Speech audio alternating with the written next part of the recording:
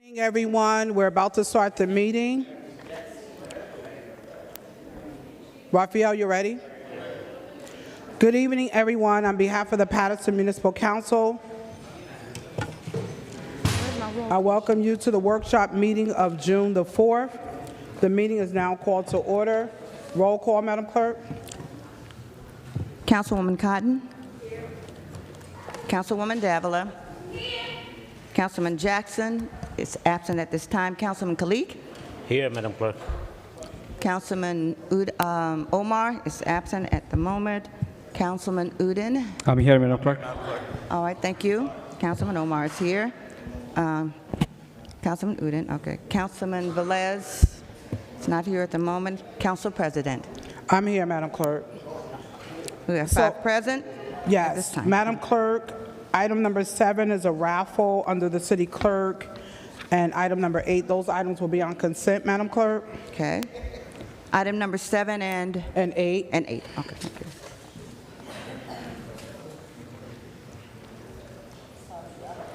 Items 7 and 8 under the city clerk will be under consent. 7 and 8.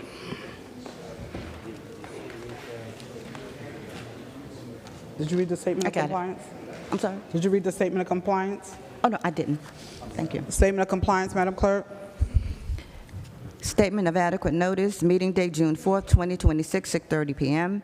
In accordance with the Open Public Meetings Act, NJSA 10-4-6 ETSEQ, adequate notice of this workshop session of the Paterson Municipal Council has been provided. Notice of the time and place was included in the annual meeting schedule adopted by the council at its reorganizational meeting held on or about July 1st, 2025, and subsequently revised. Said notice was posted in a public place at City Hall's bulletin board, transmitted to the official newspapers designated to such notices, and filed with the office of the city clerk in addition to any other publication duly requesting such notices. Council Thank you, Madam Clerk. So, as previously stated, item 7 is a raffle for Lady of Victories, and 7 is consent. The water contract for the Imaging and Records Department for your office, Madam Clerk, is consent as well. Finance items, renewal of license, 16 in the 3rd Ward, 17 First Ward, 18, a bazaar, 19, 16 through 19 are all consent, Madam Clerk? 16, 17, 18, and 19? Are all consent? Item 20 is an award of contract for up to 3 months for the third-party administrative services. Consent or regular, council members? Regular? Regular. Number 20 is regular. Number 21 is the authorization for the second and final option renewal contract with Kai Strategic Insurance Partners. Regular or consent, council members? On consent. 21 is consent. 21, the corrective action plan will be regular. 22. 22, I'm sorry. 23 is just issuing the tax bills. That should be on consent, council members. Council President, Yes. may I please? Through the chair. Councilman Velez, Yeah, through the chair to Mr. BA, for which item? 23. Okay, 1 second for 23. 1 second, we'll come back to that. 25 and 26, Madam Clerk. 25 is for school-based youth programs, consent. 26 is for the Give and Receive Summer Program for our youth, consent as well. Yes. 27 consent. 27 will be consent, but we'll have a brief overview of our police department. They're here. Consent. 27 is consent, so 27 is a lease agreement for another recreation center at 60 Temple Street. This will be on consent. This is all grant funded, thanks to our police department led by our Director OIC and our Lieutenant Sharon Easton. This is on consent. Number 28 is we're submitting a grant application. For 2027. 27, okay. So 27 on regular, Councilwoman McConnell. 27 on regular. Number 4 resolution authorizing the renewal of a contract with Auto Body Auto for auto repairs for our vehicles under 14,000. Consent. Anyone agree or disagree? What's the number? Number 4. Oh, it should be 40, okay. 14,000 pounds, I'm sorry, under 14,000 pounds. I have a consent. Consent, Madam Clerk, for number 4. Number 5, this is an application to Passaic County Open Space for the Paterson Eastside Park, which they've been fighting for, fitness area. Consent, does anyone disagree? Which one is that Consent. one? Number 5. 5. That'll go on regular, it has to be a public hearing. Oh, regular, okay. Number 5 is regular, Oh, and there has to be a public hearing on the June 9th meeting for that one. Number 6 is a resolution authorizing award of contract to communication specialist under Morris County Cooperative Pricing for the maintenance and repair of communications equipment for the city of Paterson. Consent. Consent. Number 6. 9 through 12, are all of these on regular, or does, I think number 10 should be consent. I appreciate that Councilman Bell has put forward a resolution to honor our councilman, but I think that that's something that should come from all of us, Yes, as he has served with us for the last 4 years. yes. And so Councilman Bell is, like, for the entire council to add. Yeah, I don't have no problem. This is teamwork. Thank you. Can we add the entire council to number 9, and it's on regular? Yes. Number 10, Sister City, can we do that on consent or regular? Which one? Number 10. Oh, I want to die in regular. Okay, number 10 is regular. Number 11, you want Miss Algara on regular consent? On regular. Number I'm sorry. 11. Councilwoman, And number 10 was what? Number 10 is regular. Regular, okay, thank you. And then the appointment of Jason Bruce should be regular Regular 2. for the Housing Authority. Did we do 11? Nice. Huh? Did we do 11? I'm sorry. Yes, 11 is regular. Regular too. Oh, thank you. A letter of support. Yes. Council President Henry, our Chair of Economic Development, Councilman Lee, wanted to attend last week's meeting. He wanted us to move forward with the committee meeting. This item was discussed. It's a resolution of need to support the application of Triangle Village Preservation LLC, New Jersey Economic Development Authority, and JDA in connection with the development of an affordable housing project in the city of Jackson.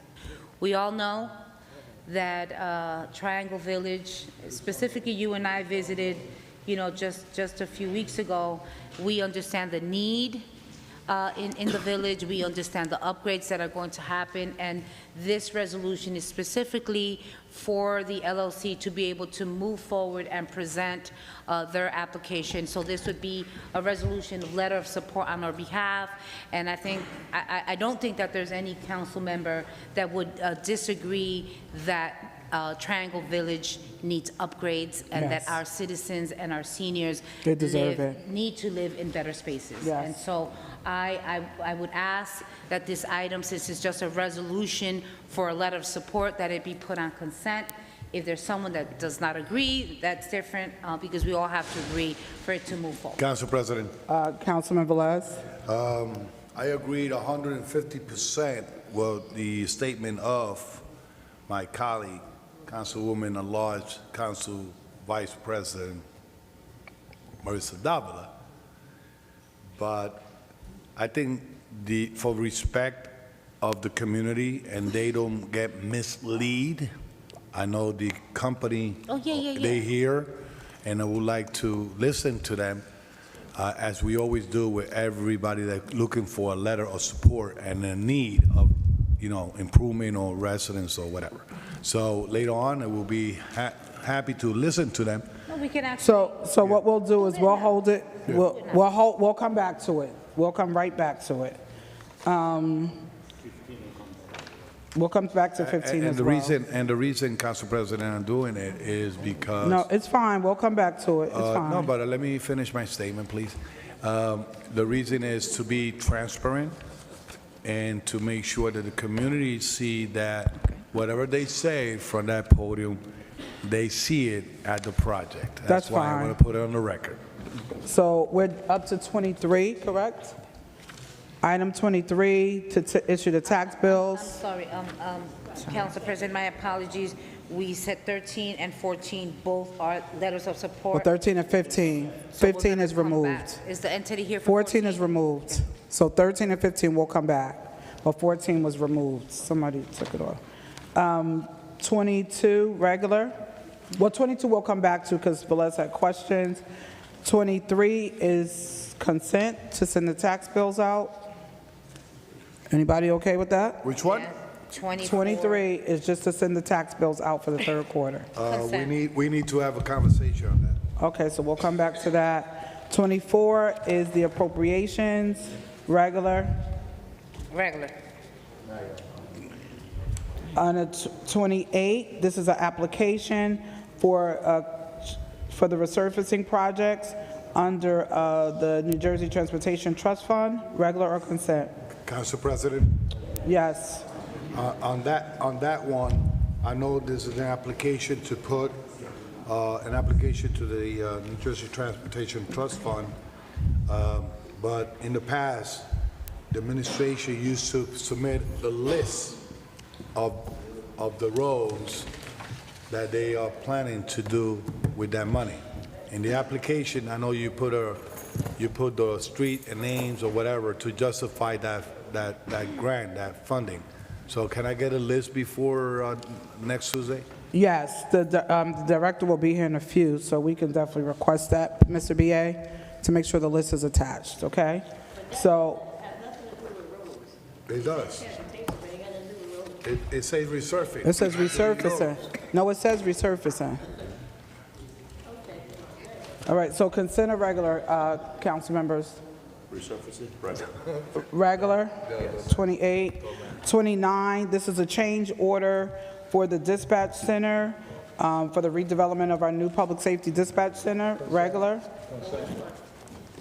The change order for the dispatch center, not to exceed $10 million. To change order number 1. It's up to $10 million. No, the change order is for 89,000. How much is the change order for? Well, there's two change orders. It's change orders number 1 and number 2. It's 2. Regular. It's on regular. Regular. No, he'll be here later. He had a celebration for his daughter. So we'll put on regular and come back to it when he comes.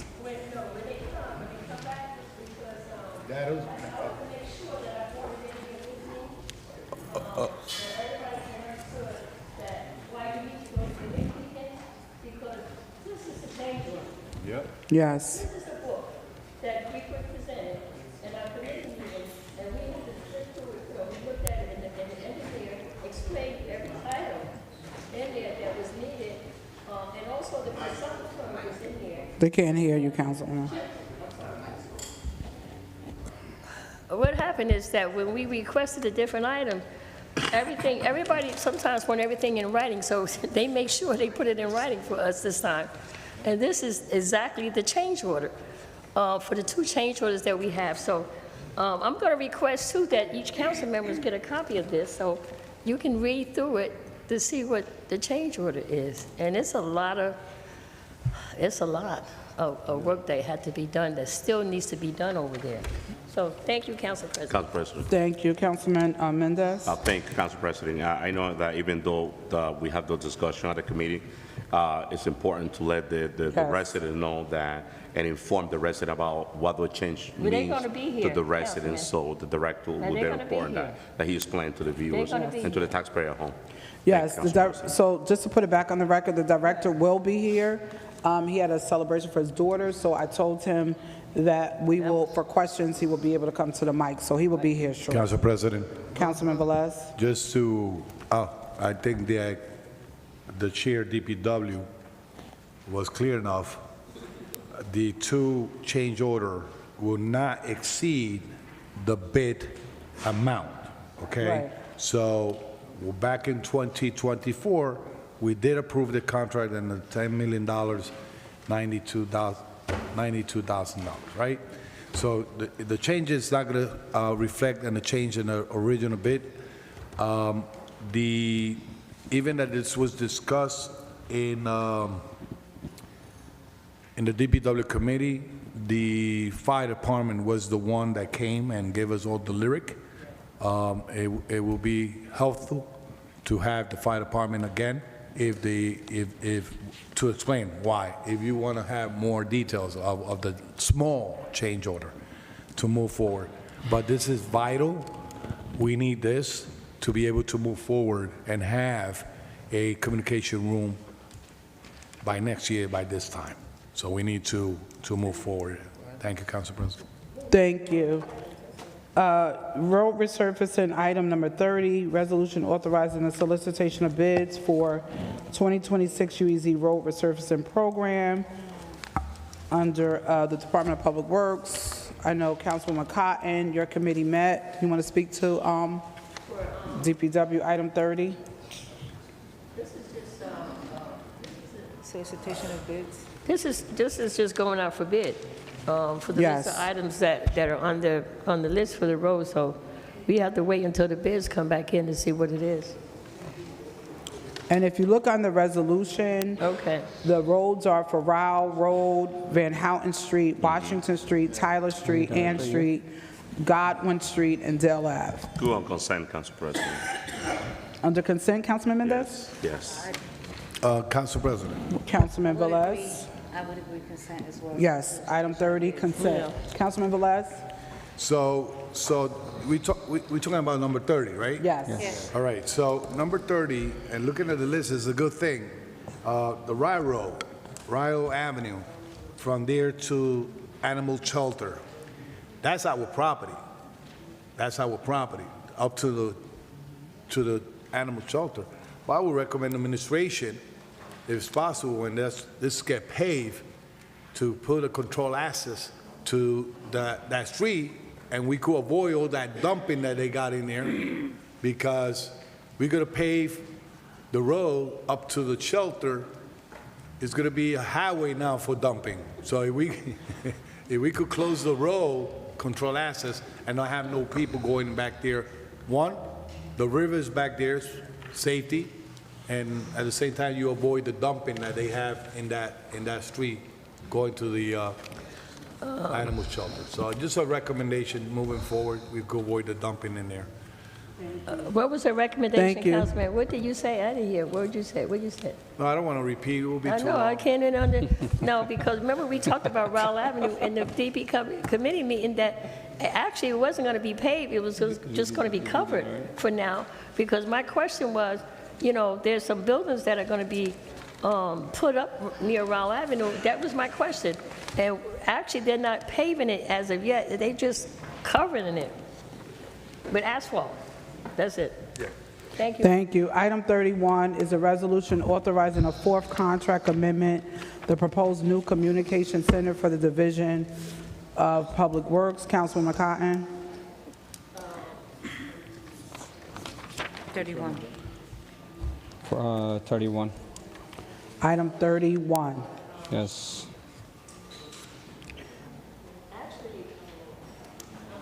See, this contract really is for the engineering department.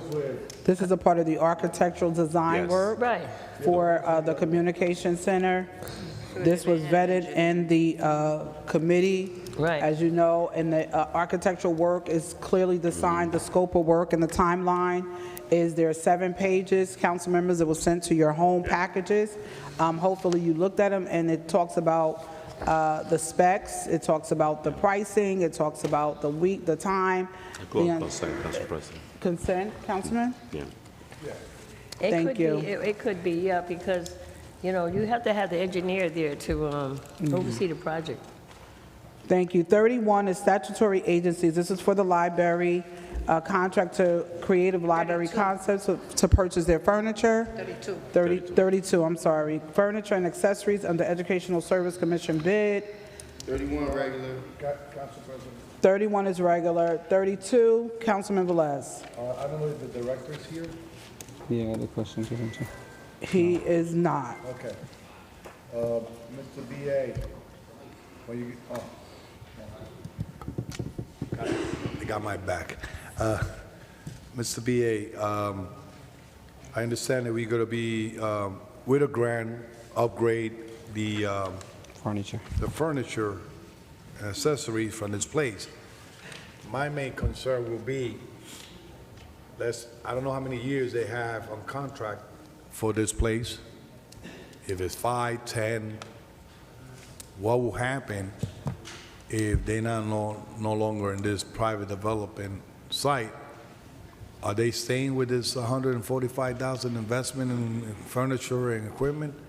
So if we could send, well, if he's listening to me, so I just want to know if any chance the contract is due, or they don't want people in there, or they don't want the library in there, what are we going to do? Are they going to stay with the investment, or are we going to bring it to us to put it in someplace else? I just want to know if that's the case. So can we ensure that the director sends that information before Tuesday's voting session? The request that's made by And last but Councilman not Velez. least, a month ago, we requested the MOU. I believe my colleague on my right side here, Councilman Jackson from the First Ward, requested the MOU between the developer and the library, and we haven't received it. We have not received it. So it is possible, as a courtesy to this council, to once again request it Council and to President. see if they could send it. Thank you, Council President. Council Thank President. you. Councilman Mendez? Thank you, Council President. Just to add, just before the next meeting, I would like to know how many library we're covering. It's not to exceed 145,750. I would like to know how many libraries. So we got the Broadway. Does it say So that? if the library doesn't say and that. Heritage Place also is included, if we allocating some of the funding from here to the Heritage Place new library, so I would like to know if that's, you know. The total for Hamilton. Great point of reference. Can you just make sure, whether it's included or not, that the information is disseminated to all council members? That would be great. Our next item is, so our director just come in, for number 33. This is for Public Works. Award of contract to Smith Sondy Asphalt Construction for 2026 CDBG Road Resurfacing Program, bid not to exceed $920,961.50 for the engineering work. So I am going to ask for a request. Director, your other items are done, but if they have questions, you're here. I don't see the addresses. Where? Oh, it's on the last page. Okay. My apologies. Yes, I'm here. Okay, I see it on now. here. I'm sorry. Director's here. I see it. I see it. Any questions for our director? We discussed it before. There was a request before we gave it to the BA, but that was your last item. Council President. Councilman Velez. Director's here. Thank you, Director. No, for everything you do. But when we could take a look to the engineering department that we have, to see how we could address River Street Junior. Everybody's going to say, where's River Street Junior? River Street Junior for me is East Railroad, all the way down to 21st Avenue. That road is bad. I call it, I put a name now, River Street Junior, because if you look at the way that road is going to the hospital, that's railroad, right? Huh? What's the road? It's on the list. What We have- list? What list? So, Director, because we all got the list multiple times, can you resend the list out to all the council members? East Railway Ave, Governor It's being Street, all addressed. that is on the list and being addressed. Please send that list out Railroad to the Ave, council Lower members. Governor Street, that's being addressed. Yes. That being addressed, but when we could expect to see some work there?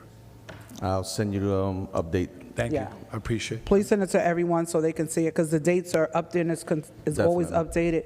Please send it out. 33, consent. Item 34, 33 is regular. Regular. 33 regular? Yes. 34, we can't do payment of bills until the special meeting. Remember, she changed it. Payment of bills is not till 8:30. Payment of bills is not till 8:30. She changed it, the clerk. We don't do it till 8:30 now, till the special meeting. We can't do it in a non-voting session, per the clerk. So 34, our last item on the agenda, is for a bazaar addressing New Jersey Peruvians to conduct a festival. All the paperwork is here. They applied back in July 2025. Which one is that? The packet was submitted July 2025. If you look in your packet, you'll see it's stamped, it's dated, everything is in there. All items have been covered. They have their police and EMTs and fire covered in the packet. Council President. Yes, Council Vice President Davila. So just for the audience, this item, the council does not approve parades. The item went through the department, through Ms. Della McCall, and that application, that stamp of 2025, was for the parade. The application was submitted. You will see some signatures that are current. As the police, fire, they have to wait to get insurance and other payments. And so once that all was solidified completely, in terms of the bazaar, is when it was submitted and it went through finance, and it is here now. We have been celebrating Peruvian heritage for many years. As a proud Latina, born and raised American, Puerto Rican mom and Peruvian father, it always gives me great pleasure to be in support of our festivities. And so if any council members have any questions, I believe I see the entities in the audience. But once again, this is the complete application. They also did serve last year as well. And we have police here that can say we had no incidences, to the effect that, and DPW is here, Director Billy Rodriguez can also attest to this, that even the organization, although paid thousands of dollars, stayed to make sure that our Memorial Drive was clean after the parade. So once again, no issues. If anyone else Council has any President? questions, they can move forward. Thank you. Councilman Velez. Que viva el Perú. Vamos a vivir mucho. I just want to know, I see the contracts here, but the contract carry a check with it? Before giving a contract, the person had to surrender a check, a certified check, or the fund paid before? Well, with all, everything goes through licensing. So when any applicant, no matter who the entity or organization is, they have to follow the process through the licensing department down on the first floor. They pick up the application. I love the new process that's in place where it's like one-stop shopping now, where all of the entities are at the table, police, fire, everything that's needed. That way everyone's on the same page. They process it with our event director, Ms. Della McCall. Everyone is at the table. They give all the information, all the pricing. The applicant is aware of what the pricing are. After they submit the paperwork with all of their payments and it's cleared, then it's sent to us for approval. All of that is done. That's what I'm talking about. And it's nothing against the organization, parades or whatever, hoorah, good. My question is, before the police render a contract and fire department render his contract, or DPW render his contract, in exchange, they had to give a certified check to guarantee that the service are paid. Because in the past, there was problem with other organization that after the parade, or they pay before the parade is over, whatever, then the service are rendered, and then comes the kangaroo checks, they bounce like hell, and then there's a problem. My question is that before they rendered those contracts, if there was a check certified, and why we don't have a copy of those check render, certified check or whatever. So if you would like, because I want to be fair in my statement. There's have been a lot of issues when it comes up to parades. And especially this one, I don't want people thinking that we are approving parade. We don't approve parade. We're talking about festivals.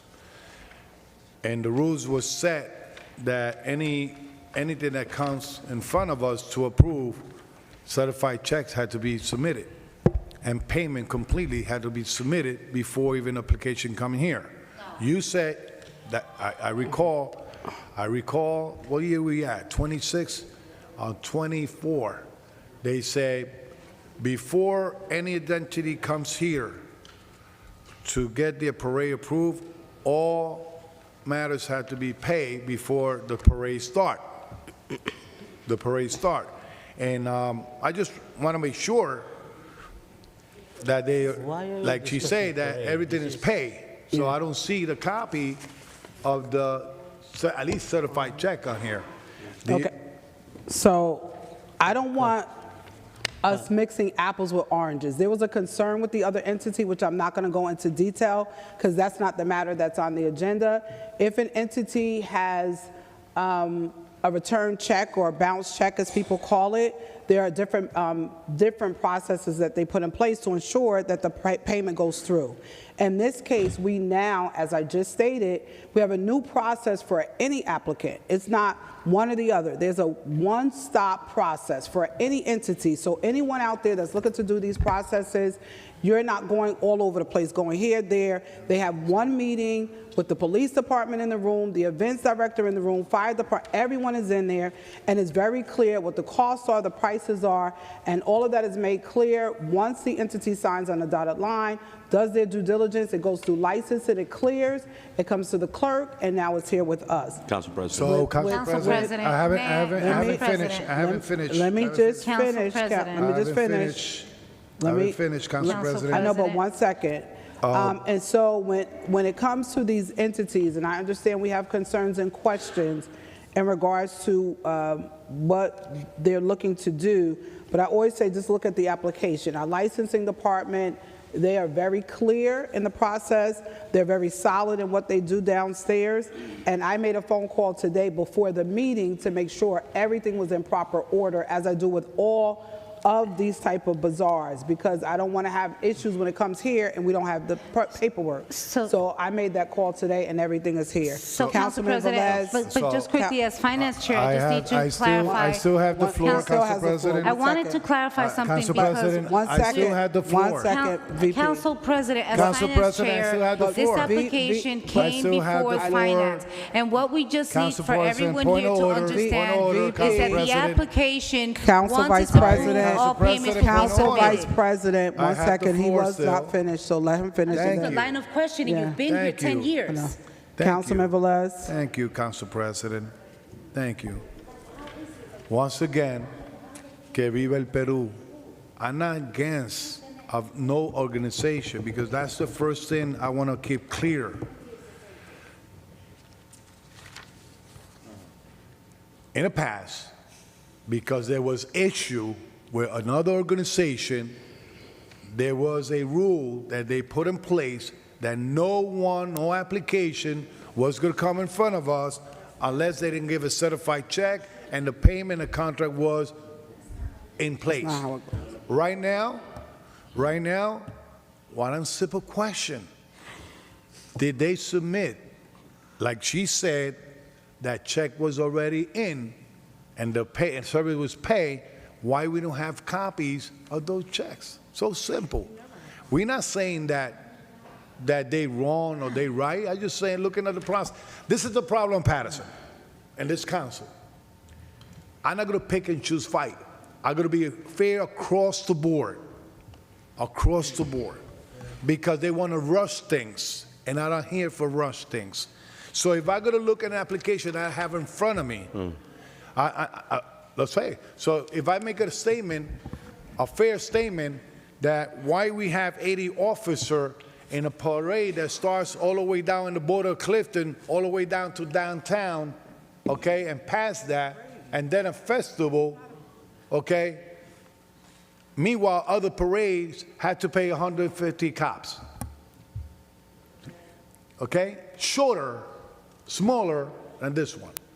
So if can be pick and choose who we're going to serve. In this case, if you're telling me that this was already vetted through finance and check was submitted and payment was done way before getting here, my simple question was, why we don't have copy of the certified check that they submitted? I only have contracts, but that don't mean nothing to me. That don't mean nothing. That's a agreement to pay. Thank you. When they in the back say, oh, we need to make sure that any organization before doing the parade pays before the parade starts, pay before the festival starts. So right now, I'm going by. Thank you, Councilman. Certified checks. So, right before Council Vice President, this is not a parade. Let me read it, because we all have the same thing, and I want to make sure, and I'm going to put my glasses on. Festival. That's Right, because you're saying parade, and it's two different things. We are looking at an item that says resolution under Paterson Code, Chapter 129, bazaars, addressing a license for New Jersey Peruvians to conduct a festival, not a parade. So you're talking about parades. We're voting on a festival. So I don't want you're holding entity hostages for the wrong information. Council Vice President, and then So let me, when we talk about being fair, okay, we have had quite some incidences with other entities suing the city, suing the council for quote-unquote wrongdoing, whatever. The city has been found not guilty, not once, but twice. This is not the entity, this is not the situation. This application, as Council President stated, and as the resolution has been drafted, is specific to a bazaar. The parade is separate, the city of Paterson approves that, not the council. This council's only responsibility is once everything goes to licensing. He's speaking about payment. Payment before, exactly. He is correct to a certain extent, but not payment before approval. Why would they pay the police, fire, and pay every entity in DPW, and this council votes it down? So this entity, once it's approved by this council, then has to have certified checks before the day of the festival.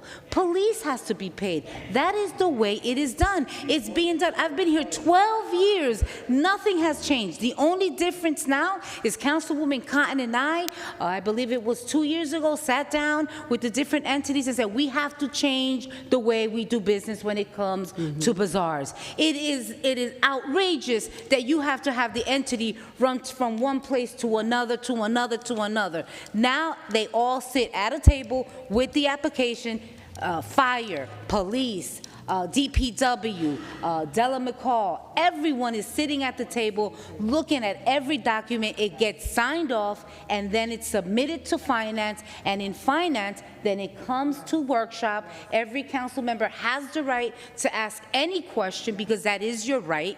But let's keep it to this. Let us stop picking and choosing, oh, the certified check isn't here. We're not being fair. We're talking about a parade. This is not what this is. This is specific to the festival, and if this council deems it that this entity should have, once again, the authority to move forward with the festival, I am looking forward to it. Thank you very much. Councilman Khalik and then Councilman Mendez. Council President. And then Jackson. Okay. Thank you. I'm shocked by the line of questioning. We have same applications, same type of application in our same agenda. Without asking any question, we put it on consent. Item number 18 is a bazaar license, same thing. There's also another one, I think, on East Side Park. But when it comes to the Peruvians, on the special meeting, without asking any question, and we start asking this entity specifically, it doesn't, talking about fair, being fair across the board. Also, the number of police in these festivals is determined by the police department. Personally, I did festivals. I met with these people. You don't pay now. You get approved Then each entity issue a permit. Before you pick up your final permits from DPW, from police department, all the other departments, that's when you pay. That's when you make your payment. When you pick up your permits, this is not a permit. This is just we giving permission for this DPW and the licensing department to issue the permit. Yes. So before the entity pick up the permits, they pay. Councilman, It's a simple process. I don't even know why we also wasting time on this. Councilman Mendez and Councilman Jackson. Thank you. I mean, it's very important to let the community know that we never determine the amount of police officers that need to be used on any entity. right. That's It's not very our important business. that the city of Paterson and the residents Yes. understand that this council doesn't have the power no. to determine whether they need 5, 10, or 100. That's not, the police department's responsible and they're in Yes. charge of Fire that. We have department. nothing to do with that. The question that I have for this item, is this a new entity that, No. or new members on this entity, or it was the same entity that holds this festival last year You're saying the people that are on the application? on the application, the organization? The app- It's the same, or it's a new entity? Okay, so if, The application is in your packet. It I is understand. exactly I the went same over- from last year. I went over and I see the same name as last year, is that correct? Yes. So the only thing that I need to know is that if there's any pending bill from last year.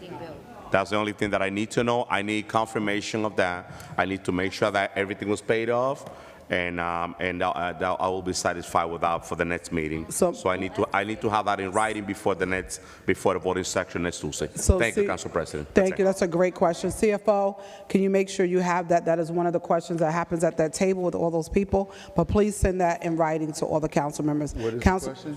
He asked, was their bill paid in full last year? Councilman Jackson? So if the process is followed and the bill is paid prior to services being rendered, then why would a bill be lingering from last year? There's so many asinine, backwards things that took place here. So first of all, I don't see any issue with the line of questioning. He asked a fair question, and he was berated and beat over the head for asking a question. Councilman Kalik stepped out, but I do recall that the bazaar and festival that they do at Totowa Oval or Westside Park, they were made to pay before they was approved. I don't know what you're talking about, that this is a process. No, that woman was definitely forced to pay prior. I'm going to reach out to her to confirm, because the selective enforcement around here is alive and well.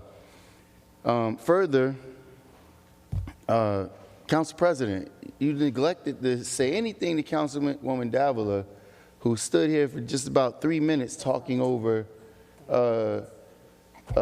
somebody else speaking. The selective process is very concerning. And I want to make sure that I emphasize this, because a lot of us sit here, we don't even understand our authority, our roles. The fact that the council has no power, no authority, anybody that says that shouldn't even be sitting here.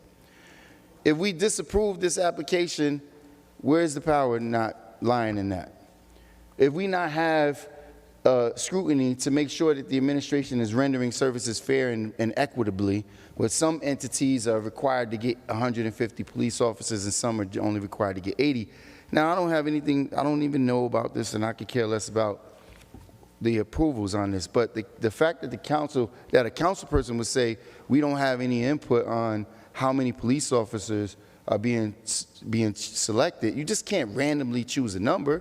There has to be based upon some type of data, whether it's crowd sizing and things of that nature, which the council definitely has the ability to scrutinize. We definitely have the ability to say, no, it's not being done fairly.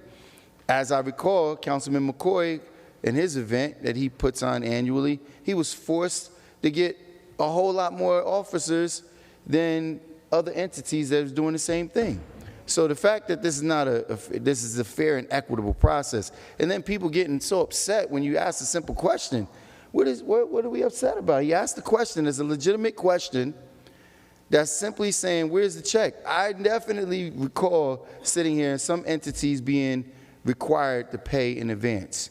In fact, I don't know which one it was, but I do remember, might have been the African Heritage, because they were trying to get hold of Miss Fisher, and she was, then they had a date that was set prior to, and all of a sudden, the date was snatched from them because they said it wasn't paid in advance.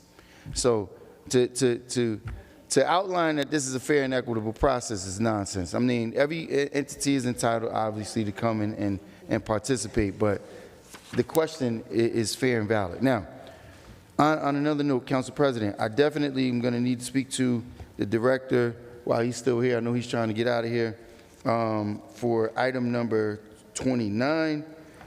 I don't understand how we have a $10 million initial contract, and the work that I've seen that's been done, just on time. As a matter of fact, just a little bit too late. We got to rehash this whole thing because Councilman McCoy's project event was treated much differently. But anyway, how do we have a $10 million project that has change orders that's, I mean, are they excessive? Not necessarily.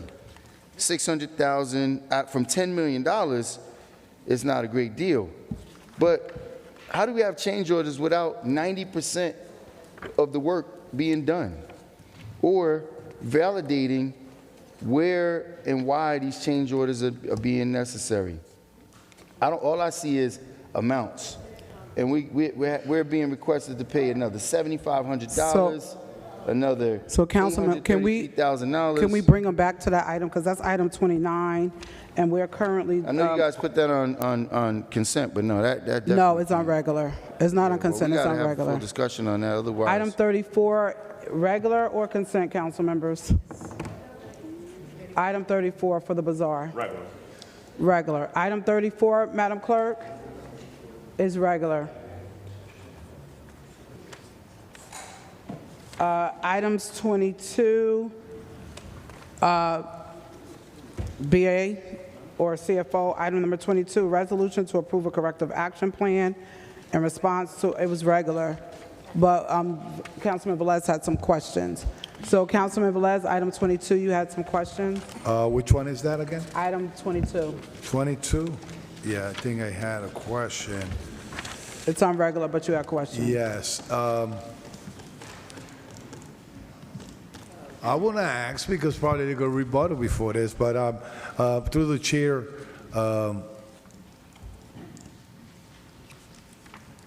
on 22 and 23, I had a question too, right? One of them is that the corrective action plan, and I needed an explanation on that. You could send it in writing, why we are taking action on a correction plan from 2023 when we're in 2026, right? That's one. And why is the delay of it to take us back instead of moving forward, right? And the second question I have was for the next question I have was for 23. We'll go to that next. Let's do 22 first. Oh, CFO, can you answer the question? We're on 22. So for Councilman, for item 22, I believe this came in front of the council maybe in September last year. The corrective action plan wasn't sufficient enough for the council, so I reworked it, and it's put it in front of the council again. Oh, so you reword, Yeah, Based on the I changed recommendations. all the answers, correct. but rewording the action plan? Yeah, But in actual plan, if it's working, if it's corrected, you know, we need to go over the action plan on 2023. Basically, I think if I go read it, it will probably go back to 24 and 25, and we're still in the same circle of correcting things in the city and no action is being taken. No, it would be corrected for 25. So 25. 25, it has been corrected. Okay. So any violation through the state if we didn't do this? No, sir. No? No. At all? Okay. So this item is already on regular. You have questions on 23, Councilman Velez? Yes, the tax, This item is resolution to authorize the issuance of estimated tax bills for the third quarter of calendar year. So this item is just to send tax bills out to the okay, residents. tax bill, based on what tax rate we going to send this tax bill? 2%. 2%? Correct. We're not going to see no kind of increment in the tax? It's going to be a 2%. Okay, let me rephrase this question. In this third quarter, it's going to be reflecting the reval? Yes. Wow. So those individuals that received their reval that was paying probably $10,000 in taxing and it went up to 20, they're going to see their bill there now? Yes. Wow. Well, you know, we got an expert in realtor here that knows what I'm talking about, but Well, who's the expert in real estate? Who's the expert? everybody was, in campaign season, everybody was saying that the reval was killing everybody. Everybody was going to live or move from Paterson because the reval is killing the taxpayers. So my question was, if the taxpayer of Paterson is going to see the increment of their taxes based on the reval, not based on the 2%, on the reval. Yes. Okay. Wow. Councilman Mendez? Council President, Go ahead. Mr. CFO, so, Councilman Udine? thank you, Council President. Mr. CFO, so we are talking about the recent reassessment that the value came. So I'm talking about last year, we had 5-point-some percentage changes, right? That was the rate, tax rate? 5.6. 5.6%? 5.6, correct. And what's the current one that we are sending right now? 2%. It's 2.3%, I believe. Because of the revalve, the tax rate changes. Is it 2.3%? I believe it's 2.33. Before the meeting ends, can you confirm the percentage, Yeah. exact number? Yeah. Because we have to confirm before we approve it. I know this is one of my last meetings, could be one more meeting left, but still my commitment to the people is the same. We still need to continue fighting for homeowners. We cannot give up. So especially for this kind of item, so we need to know the exact number, how people are getting affected by. So if you can confirm the number, what's going to be the So it won't percentage? be an exact rate, Councilman, because this is an estimate. County, open space, and school, they're not exact yet. Right. That's just an estimate. Right. For municipal, it's 2% higher than last year. Right. So that's from 174 million to 177 million.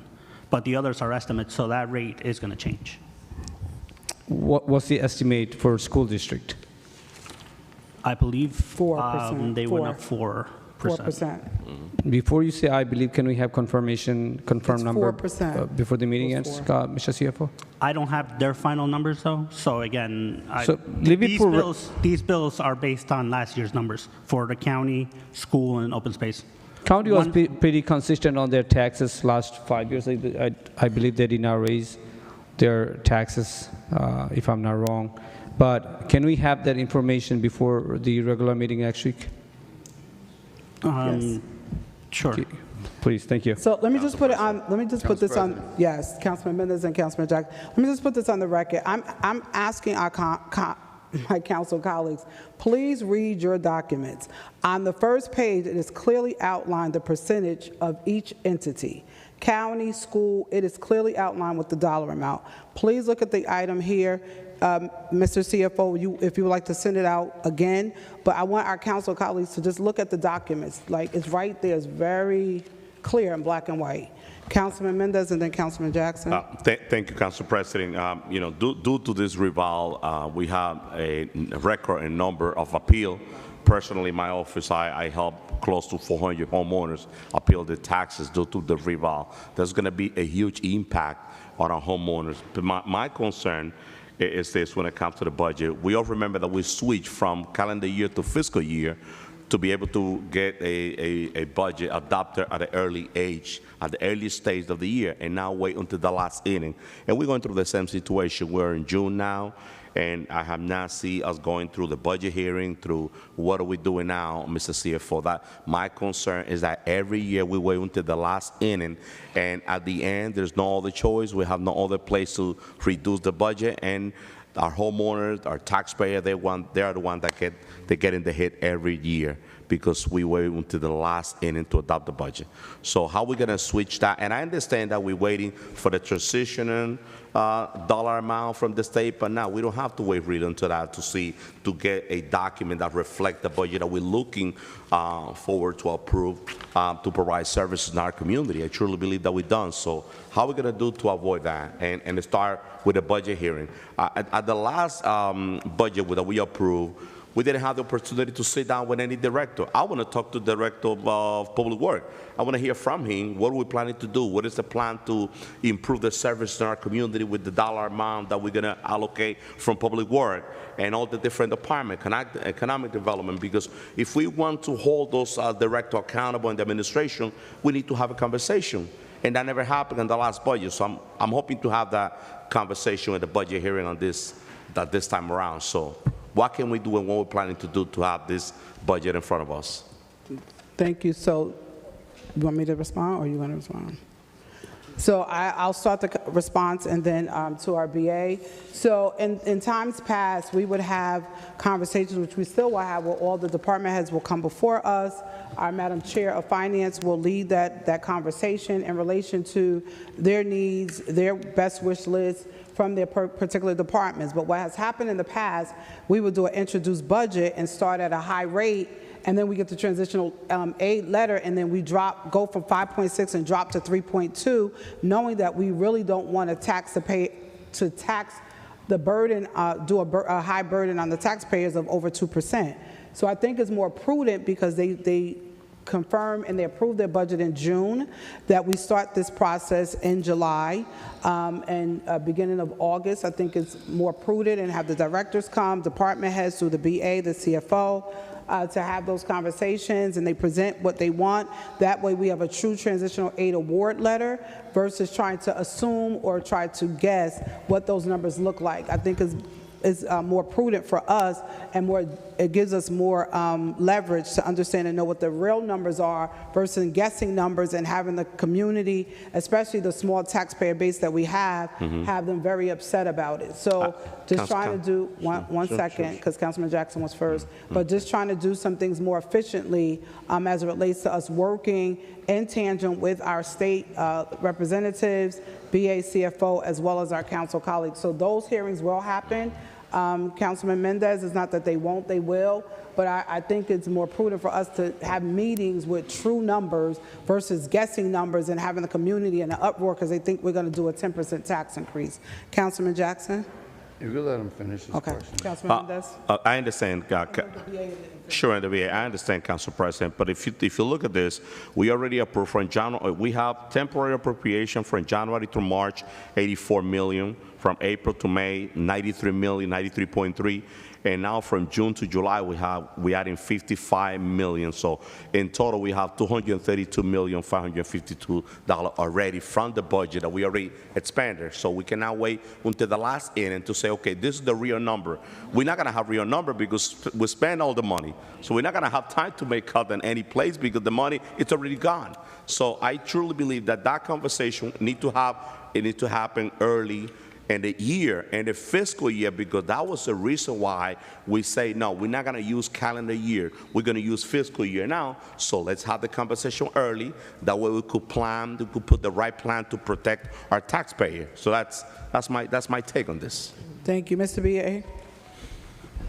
Thank you, Council President. Just a few comments. The temporary emergency appropriation, just for the public, any municipality in the state of New Jersey that operates on a calendar budget has at least one temporary appropriation like here, at least one, if not several, okay? Those that are not in the TA program are fortunate that they can adopt a budget by March or April. I wish we were in a fiscal year, because the situation we're in is very complicated, and I'll explain. The governor put out her did her budget address in March and indicated that transitional aid communities, the funding was going up $96 million, and that Jersey City was not part of that. It's a very encouraging sign for us because we had a big ask, and there's only so many towns in that group. So that's good evidence, good anecdotal evidence that we're going to get a very nice number. I meet with the DCA every single week, and I keep stressing the question that the longer we do not have our TA number, the more difficult it becomes for us. Because if and when that number comes in and it's lower than we hope for, we're now half of the budget has passed us, and we need to find $2 to save $1. So I repeat this ad nauseum. When the governor gave her budget address, as a comparison, the next day, the state aid for school districts comes out, and they take that number and they plug it into their budget, and they have a fiscal year. So their budget starts July 1 of this summer into next June. So our Board of Ed got their numbers and they could do their thing.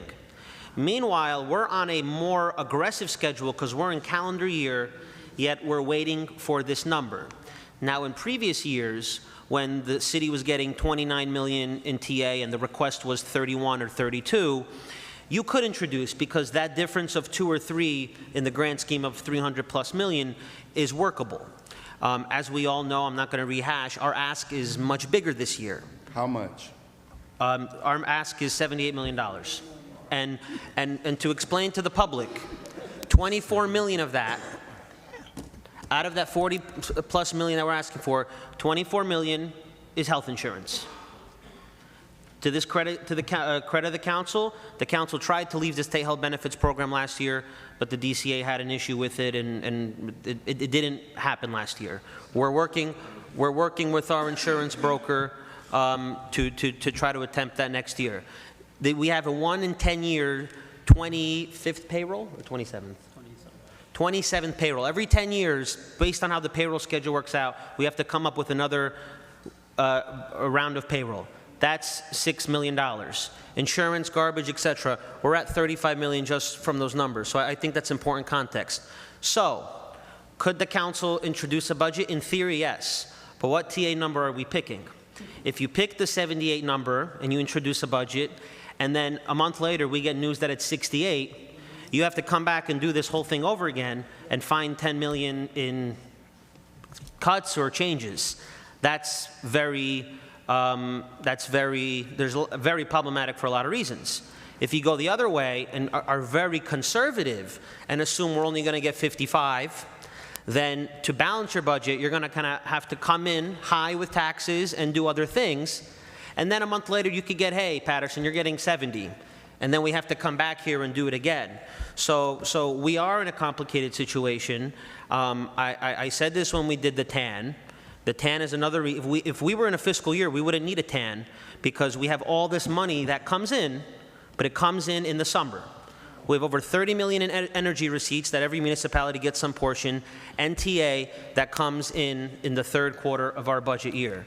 So just to finish my statements, I will say we've internally had over 10 hours of budget meetings with our respective departments.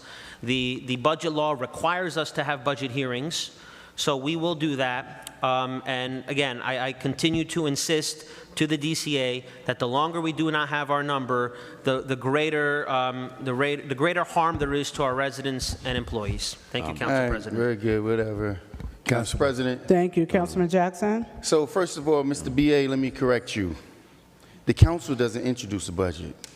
It is the administration's responsibility to introduce a responsible budget, which you guys have failed to do. Which you continue to point the finger and place the blame and the onus on the council. Yes, I will agree. There's many council members here that are equally as guilty. In fact, they need to wear the belt. Because while Councilman Mendez is talking about all this nonsense about turning over into a fiscal year over the calendar year, he supported that. In fact, the process of eliminating budget hearings happened while he was the council president.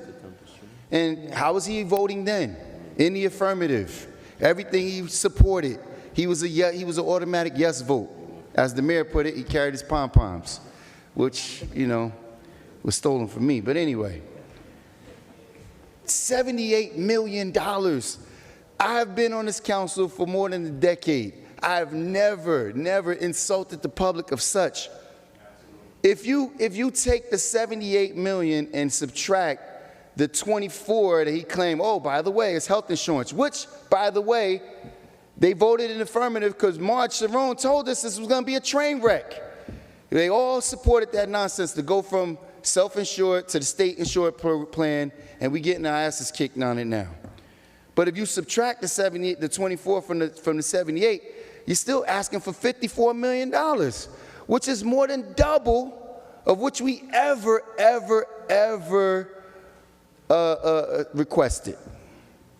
Now, man, look, no, let's not talk the money we borrowed. Let's not talk about the $80 million in CARES Act dollars that we still have not had a report on. Let's not talk about the $30–40 million of PRC money that here we are approving a $10 million outfitting of the business incubator. Man, let alone the $15,000 check for one employee to come in here and do the guy's job because he's incompetent. He can't get his job done.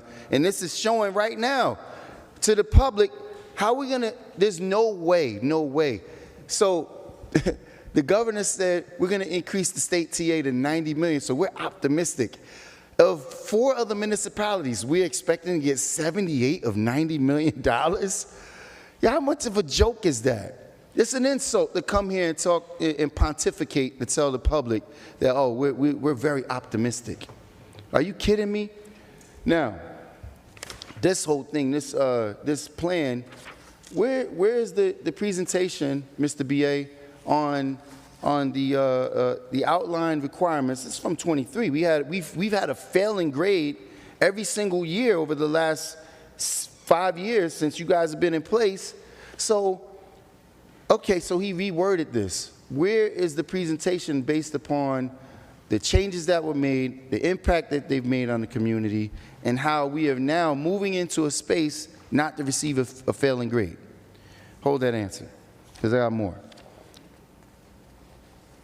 Where's the presentation or the assessment, Mr. CFO, based on the new assessed values of the impact of taxpayers?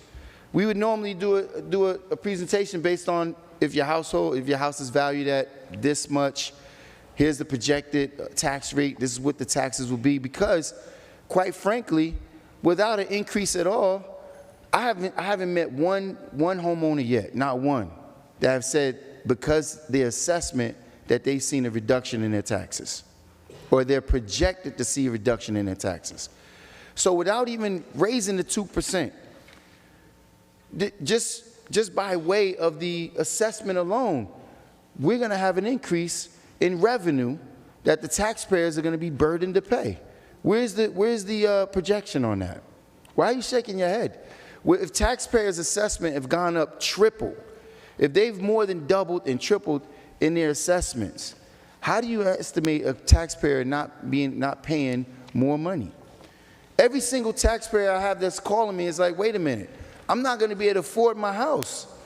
So how are you going to shake your head saying no, that we're going to be bringing in the same amount of money that we were last year with new ratables and new assessed values? If a house was assessed at $100,000 and is now being assessed at $500,000, I don't care what you put the tax rate at, there's going to be an increase in taxes. That's right. To that particular homeowner. And what we failed to do was it's incredibly irresponsible, because this is where the council has dropped the ball. We haven't even forced them to do a presentation on impact. What's going to be the impact to the local resident, to the homeowner that owns a 2-family house? I mean, listen, I thought Kathleen Long was a travesty for the city, but at the very least, she will put together impact presentations when we change the sewer rate. If a homeowner that had this size house, if they had 4 units, if they were using this much, there was an impact study, and it was presented to the council based upon that, so we can make not that this council makes very well-mannered, educated decisions anyway. We just simply vote yes. We can't even make a decision on whether or not we should approve your temporary appropriation or not, because you guys aren't bringing forthcoming with the information. You haven't given a full report on all the spending, and here we are just being asked to vote yes on situations that you're failing to do presentations on.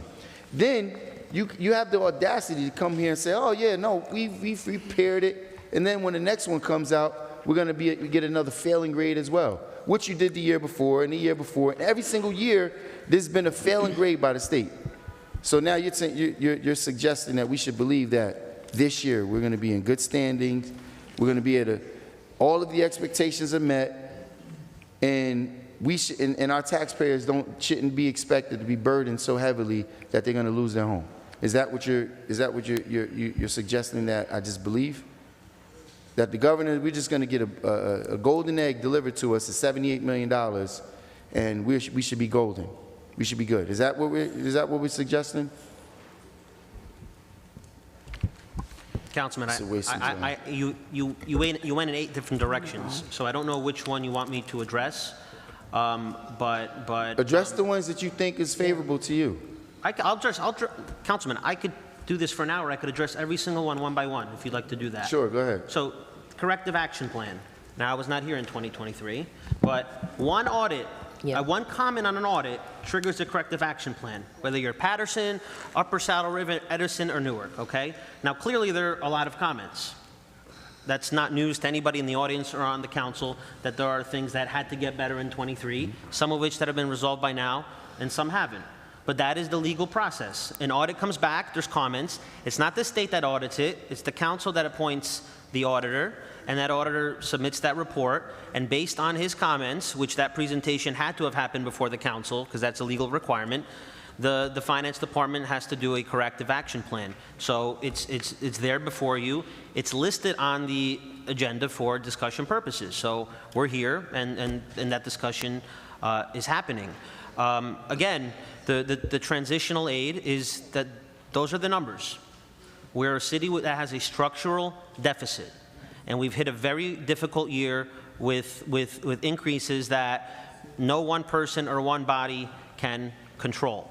You know, so in my speaking about that number, you know, that's all the data we have, and I'd rather be optimistic about it than report to the council that the total TA number for all the towns is going up only 20 million, because that would be a very dark moment for us waiting and for our employees. So where I can speak with some optimism on this subject, I will, because people's lives are impacted, both our employees and our taxpayers. So to the extent that I can give some insight to it, I will, but that's as far as I'm willing to go. That's part of the reason why the code requires that those who are making these kinds of decisions are bona fide residents.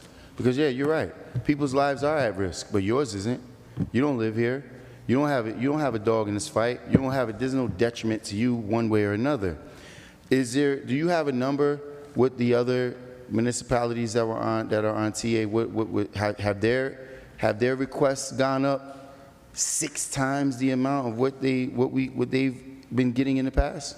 I don't have access to their TA requests. What do you mean? It's public information. Well, I didn't take the work to Oprah other towns' TA requests. That's of no value to me as the BA. So I mean, maybe it's just me. Maybe it's me.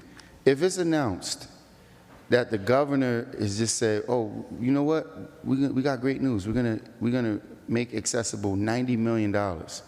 And I know that my request was more than a third of that. Would I not look and at least inquire, like, wait a minute, maybe I get lucky. Maybe the other ones only need $5 million. Maybe they're responsible in their spending. So I wouldn't look to see what the other ones are, because if $90 million is being announced, I would agree, that's great news. But not if other communities need $20 million each and it's 3 or 4 of them, because that's $60 million. Even if they get a reduction to 10, it's still $30 million. Guess what? 78 and 90, there's no 30 left in that. So I'm trying to figure out, like, how are we just like wishing, hoping, we're just grabbing for straws? You didn't even check to see what the other municipalities' requests were? Councilman, you started by questioning my optimism for the governor announcing 96 million No, going up from TA. I'm If I could questioning finish, your being you responsible. questioned my optimism for it, and now you're saying, why haven't I done the due diligence to find out what everyone asked for? Because Those you're two getting statements- paid to do it. Those two, I'm You're getting getting paid to do to it. research what other towns are asking for from the state of New Jersey. To make Noted. sure that the residents in the city of Paterson aren't hammered That- when it comes to the budget process and the overspending, which, by the way, you're the signing authority on. Which, by the way, you're failing the community quite Council clearly. President. Thank you. $78 million request, and you can't tell us. You said $24 million of that is health insurance. So it's not like we paid zero in health insurance before. So the increase in that is what? Maybe, let's say if it's 75%. Here's more than $24 that. million of that, maybe. Well, how much were we going paying in from the past? So, 48 one sec, to Mr. BA, 72. Mr. BA, one No, second. I'm talking about in health insurance. One You said it second. was $24 million alone in health insurance. Increase, It's a $24 million increase? increase, Increase, yes. increase. Mr. BA, Council President. I just want to bring the Council President, first of all, I'm not done. Why are you interjecting when I have the floor? Councilman Jackson. You're speaking over me. Because You're you were interrupting. speaking and he was interrupting. So I was trying to bring order to that. You were speaking and I was trying to get you to finish to bring it. What your discussion is not on the agenda. We're not talking about the budget. You're off I'm par not the from. one who brought it up. But that's so I'm And trying this to is bring it relevant. back. This item and the failure of this council's responsibility, your colleague next to you brought up the budget in which he talked about how we irresponsibly or we need to change over. Now you got a BA telling us it's a disadvantage or it will be more advantageous to us to switch back to a fiscal year when we were on the fiscal year before, when this guy who's sitting in the CFO position is the one who put us in this calendar year to begin with. So when are we going to acknowledge failures? When is the council going to exercise its authority that he claimed we don't have and fire somebody over here? This is what's going on, Paterson. This is what we got here. Council President. While we have contract amounts that's coming forward for $10 million with no scrutiny, we didn't do any presentation. He said the law requires budget hearings, of which we acknowledge that we didn't even do a budget hearing. We will be doing them. So we just disregard the law when it comes to things like that, right? Council President. Let me Council- go back to being quiet. Okay, Councilman, just put it on record once again. We will be doing budget hearings. So But we did not do the budget hearing, which has us in this we position should not we're have in done- now. We should did not not have do done budget them. hearings. We should not have done them yet. Councilman Velez. Yeah. Councilman Velez. So the original question was to CFO if the taxpayer will receive an increase in the taxes based on the revow. You don't Right. know. He That was his stated, question. He said yes. Hold on. He stated yes. Right. So the 2% that he's talking about, that we praise that we didn't raise taxes more than 2%. So if your property was assessed before the revow, $250,000, municipal taxes were $5,000. Let's make believe your taxes, your value of your property went to $450,000. That's what happening. From $250,000 to $450,000. So your new tax will be for your property at $5,000. From $250,000 to $450,000 will be $9,000 only in municipal taxes. That 2% that they're talking about.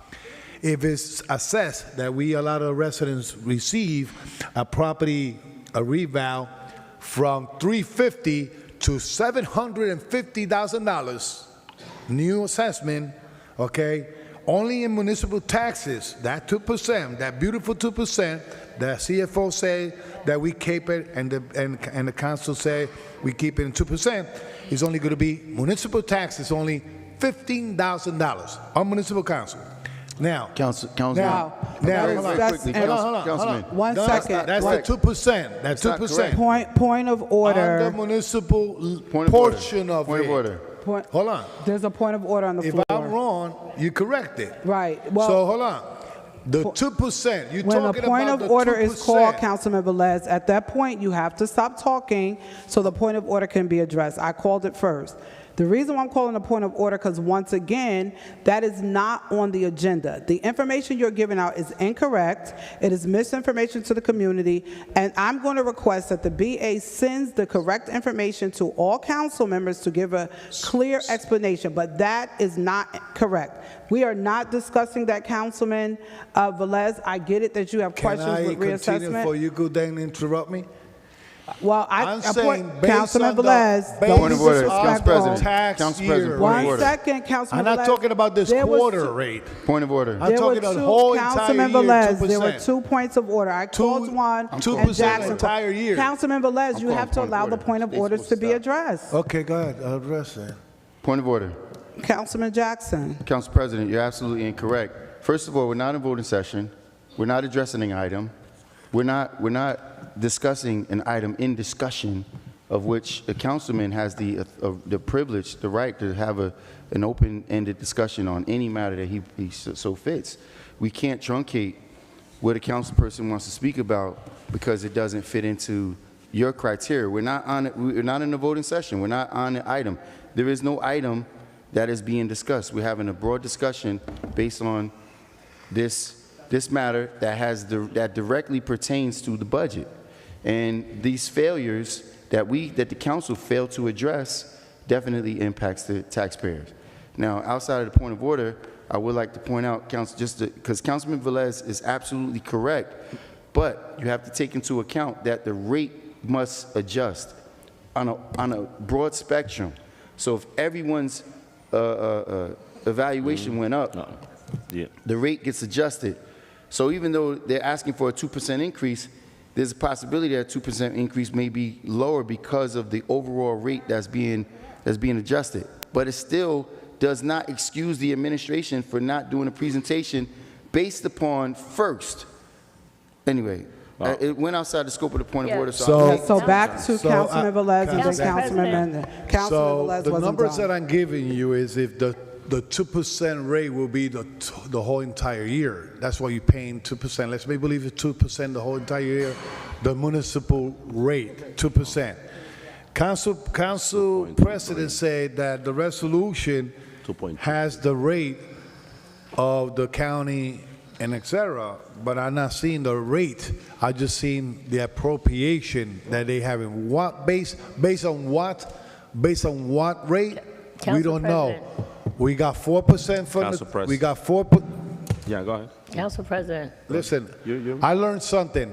When I do a pause or I finish totally, then you can interrupt. Go ahead. Okay? So when I look at the percent yearly, 2%, they want to keep it in the whole entire budget, 2%. At the county, at the school district, at open space, it's going to be more than 2% in one bill. Yep. In one bill. So whoever's telling me I'm wrong, I'm looking at the whole picture. Okay? So in other words, if your property is assessed $450,000, so and a year, that 2% of the whole entire year, your tax is going to be $18,000 only in municipal portion of it. Only municipal, without adding the county, the school taxes, et cetera, et cetera. What I'm trying to say is that bill is going to reflect not the 19,000 in that quarter, is going to represent an increase because based on the increment of the reval that they did. Simple like that. I know you got confused between the 19, the 18. I'm talking of the whole entire year. But in the quarter will be a little bit more, not 19, but a little bit more what you was paying in the Councilman quarter. Mendez, Councilman Cotton, and then Councilman Khalid. Councilman Mendez? Council President. Okay. Councilman Mendez? Thank you, Council President. Thank you. I think that, Council President, and we have I have a very sensitive discussion with a lot of people during the revolve because the letter that the resident or homeowners received, it was showing only the municipal portion, which is 2.23. Yes. So, and if your reval went from 200,000 to 650, you're gonna get the 650, and you're gonna multiply that by the 2.23. But now on this legislation, on item 23, We have open space, $1.3 million, county, $61 million, school, $80.5 million, library, $4.8, and the municipal, $177. So now we need to add all those open space, county, school, and library to the 2.23. Yes, you're going to be hit with a huge tax increase. Yes. And we say this during the election time, but it's not election time, but you're going to get hit. Over 14,000 property were assessed without people going inside the property. What they did in Paterson was a drive-by, it was a drive-by appraisal. It's just unacceptable. It was horrible. It was unacceptable. We have a very extensive discussion. They never took action on. So now people are going to get hit really hard. That's the reason why we have over 200 people appealing their taxes. Now, that's the number that we're going to have, and that's a fact. Now, you know, and Mr. VA, you're totally correct when you mentioned that most of the municipalities have, they have 1 and 2 temporary appropriation. The problem that I have here in Paterson is that we have 4 and 5, and we still don't have the number together. We have to be honest with ourselves. I understand that you don't have control of what happened in the past, but my recommendation is that we need to sit down, because I live in the city. My tax went out $5,000 with the revolve, $5,000, not including open space in school and library, $5,000. So, and I have over 400 people appealing their taxes. And so what happened here is now, what we're going to do to stop this, if you look at it, all the municipality, the state help you with transitional aid to help you balance the budget. But the responsible way of running the city is that you depend less and less on transitional aid, that you go and reduce the number. If the state gave you 25 this year, next year you should ask for 20 or 18, because you'll be more responsible. Now, in the city of Paterson, as far as I remember, we went from 22 to 25, from 25 to 37, from 37 to 32, and last year we got 35, and now we're asking for 78 million. It doesn't make sense. Now, whoever is looking at the state level, they're gonna say, what's wrong with Paterson? Because we start with 22 million, and every year we asking for more. Last year the state gave us $33 million, and we asked for 2. They've been really good with us. And we asked for 2 in addition. They gave it to us. They gave us $35 million, and now we asking for 78. What's going to happen if the state come back and say, no, I'm not giving you 78? What's going to happen with us? That's the reason why I've been insisting on the budget hearing. As council president, you don't have the authority to put the budget hearing together. That's administration. And the last BA say we don't need budget hearing. The numbers are going to stay the same, and there's not going to be no change. But I recommending Mr. VA. There was no budget hearing at the last year. There was no budget hearing. We didn't meet with no directors. But listen, Mr. VA, all I'm asking is that let's put those budget hearings together. Let's have that conversation, because we all, listen, I live in the city. I pay taxes in multiple property here. I have a skin in the game here, like every other people that live in the city of Paterson. All I'm asking is, listen, we got to be serious about this, because this is not politics. We playing with people's life here.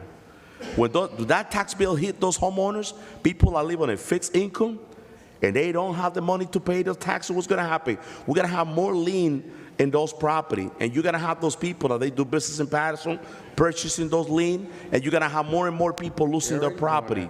So that's the conversation that I'm asking the administration to have. I'm not here to fight. I'm just going to ask, listen, can we do this? Can we get it done? We will. Thank you. We will. Councilman Cotton, then Councilman Khalid. Thank you, Council President. I just want to say to Javier, because he did have it broken down with open space in county and schools and municipalities and the library. And Javier, it would really help out if you would say, like, what was it last year for the county? And what would it be this year for the county? So they can see the percentage, because when you look at the municipal, if you look at the school tax, our school budget is $800 million. $800 million. The city of Paterson contributes $80 million. $80 million will only cover 2 schools for us. That's Eastside and Kennedy. That's all it covers. So we actually wouldn't even have any schools. because we couldn't pay for anything. And I know that the health benefits increased. Now, I know that we're not going to get no 78 million. So now I think in all the departments already, Councilman Mendez, they're already working thin as it is. I know they are. They're thin now. I mean, you can't ask them to cut more than what has to be cut. But if Javier, now let me just put it out there.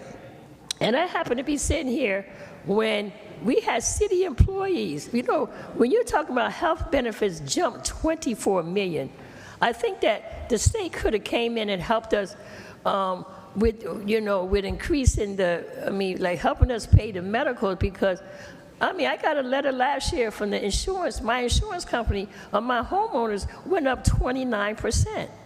And I requested to the commissioners of banking and insurance, please don't grant them a 29% increase. Don't, because anytime an insurance company or anything wants an increase, they got to go before that board. Now, they look at all the items and they'll say, they still increase it. My auto insurance went up 26%. But the thing is, I know we're not getting 78 million, but we had to borrow, I think 4 or 5 years ago, we had to bond money for city employees. That insurance bills was hitting $1 million. How do I tell your family, I'm not going to pay you're going to go to the hospital, but they're not going to see you because the city of Paterson didn't pay their bill? How you think your family's going to feel when you got to go to the hospital, you got to go to the doctor, and, we can't see you because your bill wasn't paid by the city? Or how do you feel when we got to contribute more to the pension, and they say, you're not getting your check. Everybody get a pension check either first Wednesday, third Wednesday, fifth Wednesday, I don't know. Oh, no, the city didn't contribute it. But, Javier, it would really help us to know what was it the year before when you look at, because everything went up. The county went up, the school district went up. And you're talking about 177 million. You got a 24 million increase for medical. What was our medical hitting, 50 million? Like that's, I don't know how to me, I think the state probably could have put a brake on the insurance and banking and industry to say, you can't allow increases like that for medical, even if they go back to, we was private, we was self-insured, and then we went to the Blue Cross and Blue Shield, and we went back to the day. And even like they talked about, we even talked about going from a fiscal year to a calendar year, and everybody thought calendar year was the best way to go.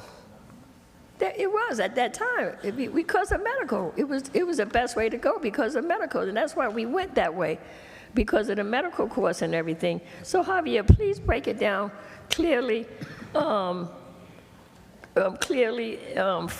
those people, I know for a fact that with the reval, a lot of people did do tax appeals, and a lot of people did get their taxes, their property value lowered a little. And even they came here upstairs on the 4th floor. They was talking to everybody. I told everybody, you can come upstairs to the 4th floor. They would sit down. When you can prove to them the house next to me did not sell for $500, it only sold for $350. So now why is my $500 and this one sold for $350? So that's why you got to but Javier, that would really help, because now everyone's going to be able to see how those others, I'm talking about school, I'm talking about county. I don't believe open space ever increased, does it, Javier? It does, Councilwoman. So again, these bills are just third quarter bills. Right. Right. So this, for county, school, and open space, that's just an estimate. That's not the final number. Oh, it's still not the final number? It's not the final number, no. We have to have this approval. We have to have this approval from you guys to have the bills out by Okay, July right, okay. for the August 1st bills. So they're estimated. Now, once we pass a budget and we get all the final numbers catch up to that number, which, if, let's say, county is $1 million higher, Yeah. that will catch up. But now, let me ask you something then. When do you expect to get the final numbers from the county, from the budget, For school the budget? school, I get it by the end of this month.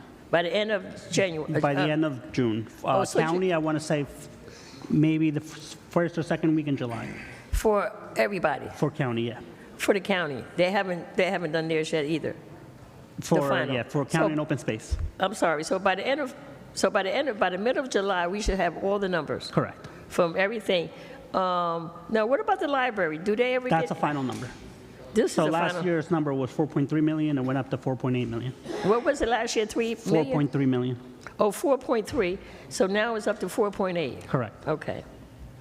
And the only other difference is the 177 municipalities. And municipal last year was 174,500, and this year is going to be 177. Right, And again, that's 2%. right. And then county, okay. So Javier, CFO, if you can put those numbers together to see, so actually people can actually see what really the numbers look like for, for all this. And what was our cost for the insurance before the 24 million? Do you have any idea what we were paying? Last year, 48 million. Oh, gosh. Thank you, I Counsel. can't believe that. Yeah. I can't, I'm telling you, I think that they could have helped out some kind of way because these medical, they're being approved by the state of New Jersey. They're being approved by the board down there in Trenton. Like, how do you keep approving? How do you go from 48 to 72 million? And it's unbelievable. It just, I don't know, like, that's a lot of money. And then you got a lot of, some of our workers here can't go to certain doctors still. They can't go to certain areas. They got to, now I can understand why I see some of them opting out and buying the less coverage because it's costing a lot of money. It really is. So just get those for me, Javier, Thank you. Thank you. Thank you, Councilwoman. Councilman Kalik and then Councilman Udine. Well, Thank you, Council President. Well, we are on discussion on item number 23, estimated tax bill. From that discussion, the budget, from budget hearing to presentation, all the other discussion came in. It's been a past practice, estimated tax bill. We have done it previous year. Usually they compare it to the year before. Usually 2%, 2.3%, 2.5%. We send out the tax bill so we could have a cash flow. And about budget hearing, some of the council colleagues mentioned that we don't have a budget hearing anymore, which is not true. We did have it last year. Presentation. Before the introduction of the budget, usually they do the presentation. Not before sending out the estimated tax bills. The whole process and the practice is been there. You could shake your hand, which is the fact, which is the fact. You could go back last year. Last year we had budget. This year we're going to have a budget hearing as well. Yes. This year we're going to have a budget hearing as well. It's coming up. I think we just had the election. And, I think probably next month we're going to have a budget hearing. Then we're going to have an introduction of the budget. That's when we're going to have the presentation from the BS, CFO. Everything is plain, is there. I'm not saying everything is fine. I'm not saying everything is fine.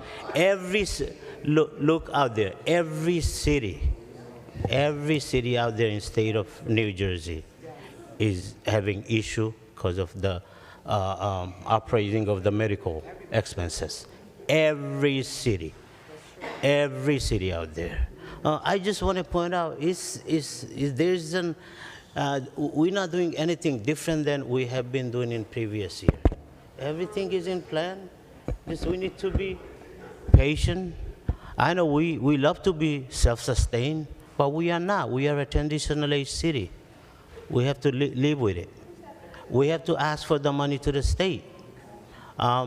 We love to get off.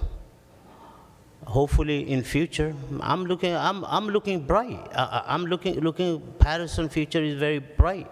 Within 6, 7 years, I think we're going to be off transit TA as well. TA as well. We're going to be off TA as well. I'm looking at 6, 7 years. Yes. 6, 7 years. To the public, you cannot speak out while we're in the middle of speaking. You know, I'm speaking, and the residents of this great city of Paterson understand the direction of the city going in. Yes. That's why they reelected the mayor, they reelected our council president, they reelected our council vice president. Thank you, Council President. Thank you. Councilman Udine, and then we're going into Councilman Udine. Thank you, Council President. So, Paterson, one thing, and Mr. BA, I want to address that. Last year we had the tax rate 5.3%. With the significant increase in our new assessment, it was really scary at the very beginning. But I would say council did a great job when we introduced a budget with minimum requirement 2% increase. And this is the reason why the current tax rate is 2.2%. I want to encourage the resident that the number is not finalized because of the two other budgets that we are waiting for, school district and county.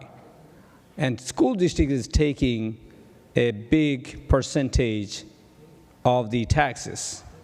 And I want residents to be part of the Board of Ed budget introduction, budget discussion, because it's done already. And they did 8%. That's exactly what I'm saying. And they need to be part of it, because the blame automatically, even though this is my last month as I'm sitting council at large, but one thing that people think that all the budget increase, tax increase come from the city council. That's not the truth, though.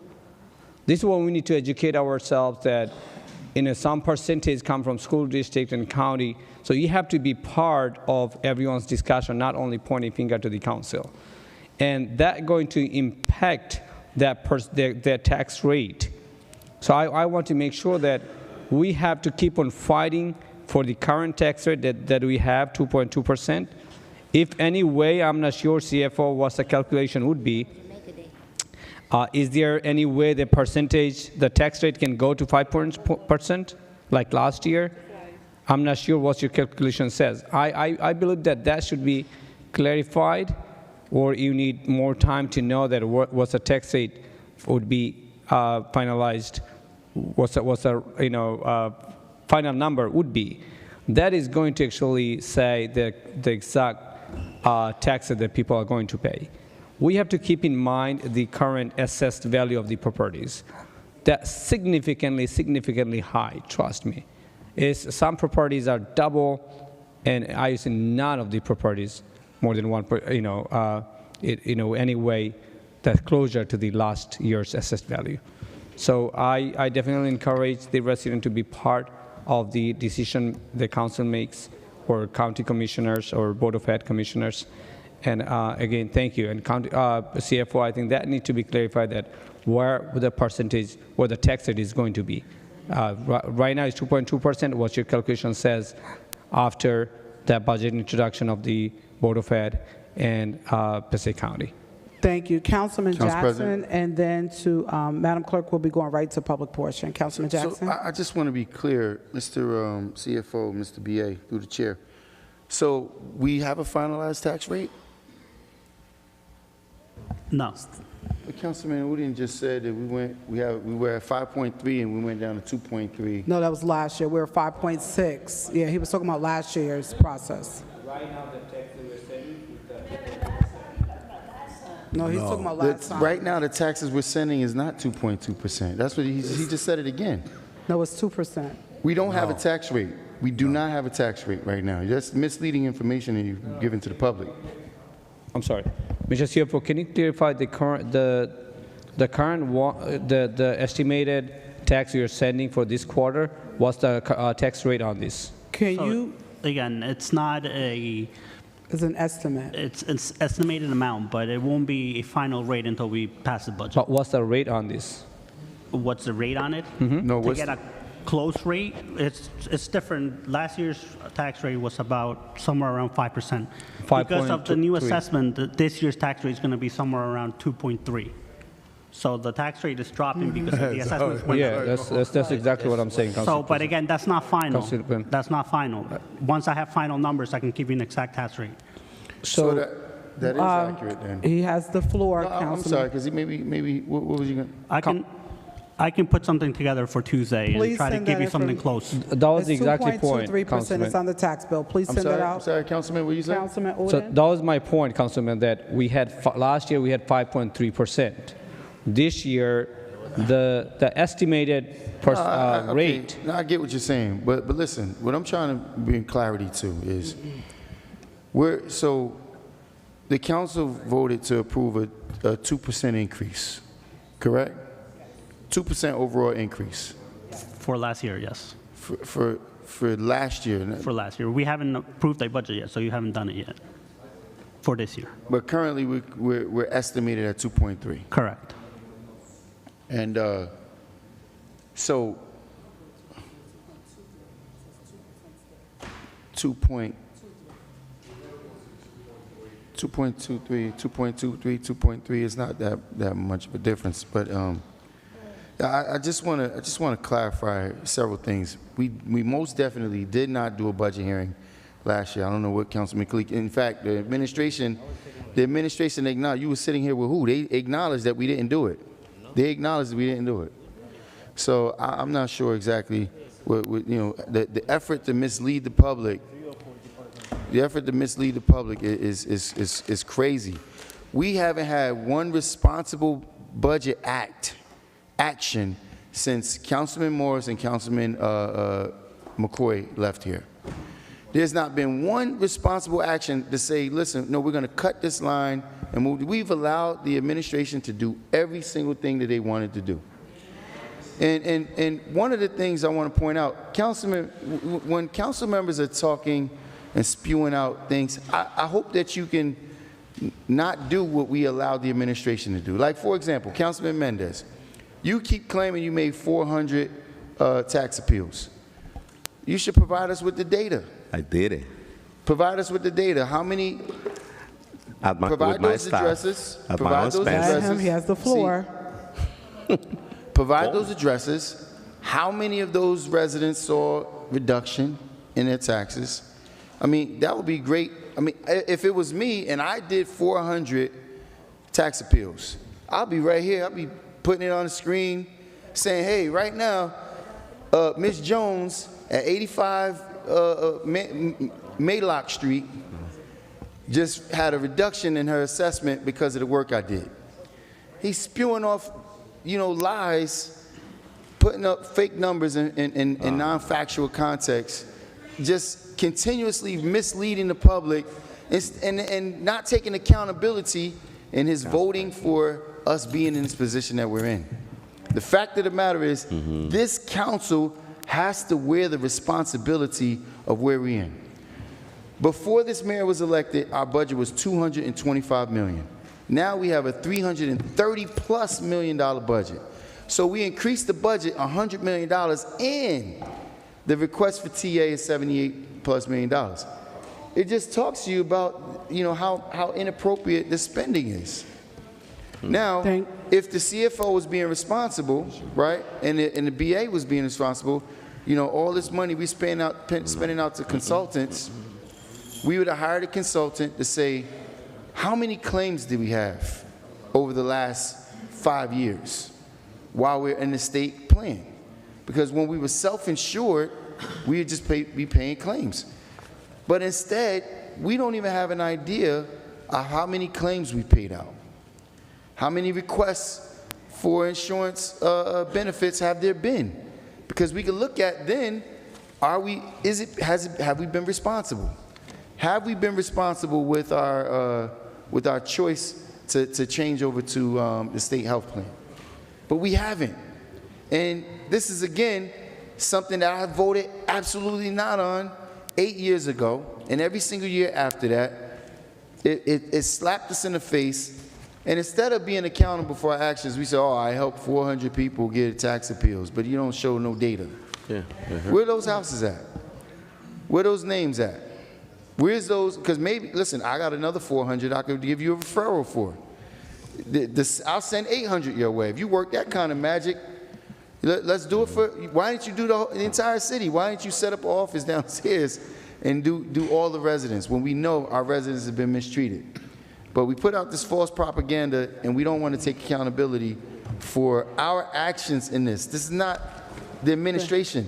The council has a responsibility on budgeting. Not cutting ribbons, not being at barbecues, not being at... Well, the door's right there. The door's right there. Let it hit, Councilman. let it hit you.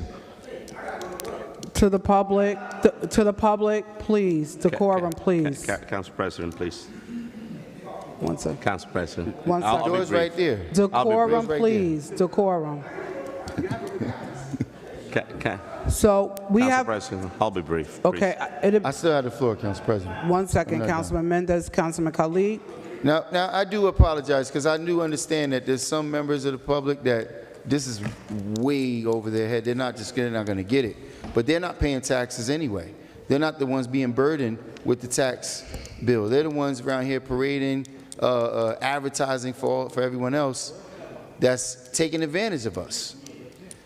And they're around here parading and advertising for council members that's failing us at the only responsibility that we have, to allow a responsible budget. Anyway. Council President, please. Yeah, I rest Yes. here. Councilman Mendez, Councilman Khalid, but let me, before you speak, let me say this. When I hear it stated that no one is doing their due diligence except for former council members, it is not true. When it was introduced a budget of 5.6%, it was our finance committee that found the clause in the MOU which reduced it down, and then the council worked diligently to bring the taxes to 2%. We have, for the last 8 years, maintained a 2% increase, where other entities have done double digits. But this council has fervently worked hard to ensure that we did not tax the taxpayers 2%.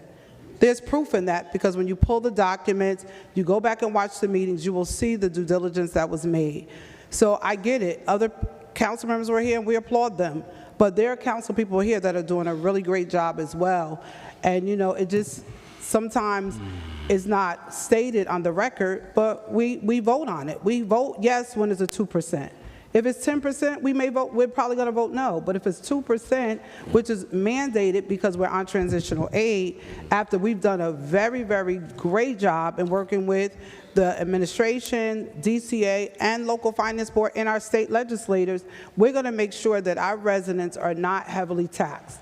We hear your concerns, we hear the complaints, and that's what we do. Council President. Councilman Mendez, Councilman Khalid, and then public portion, please. Thank you, Council President. And I was just going to say that I'll be more than happy to submit the list.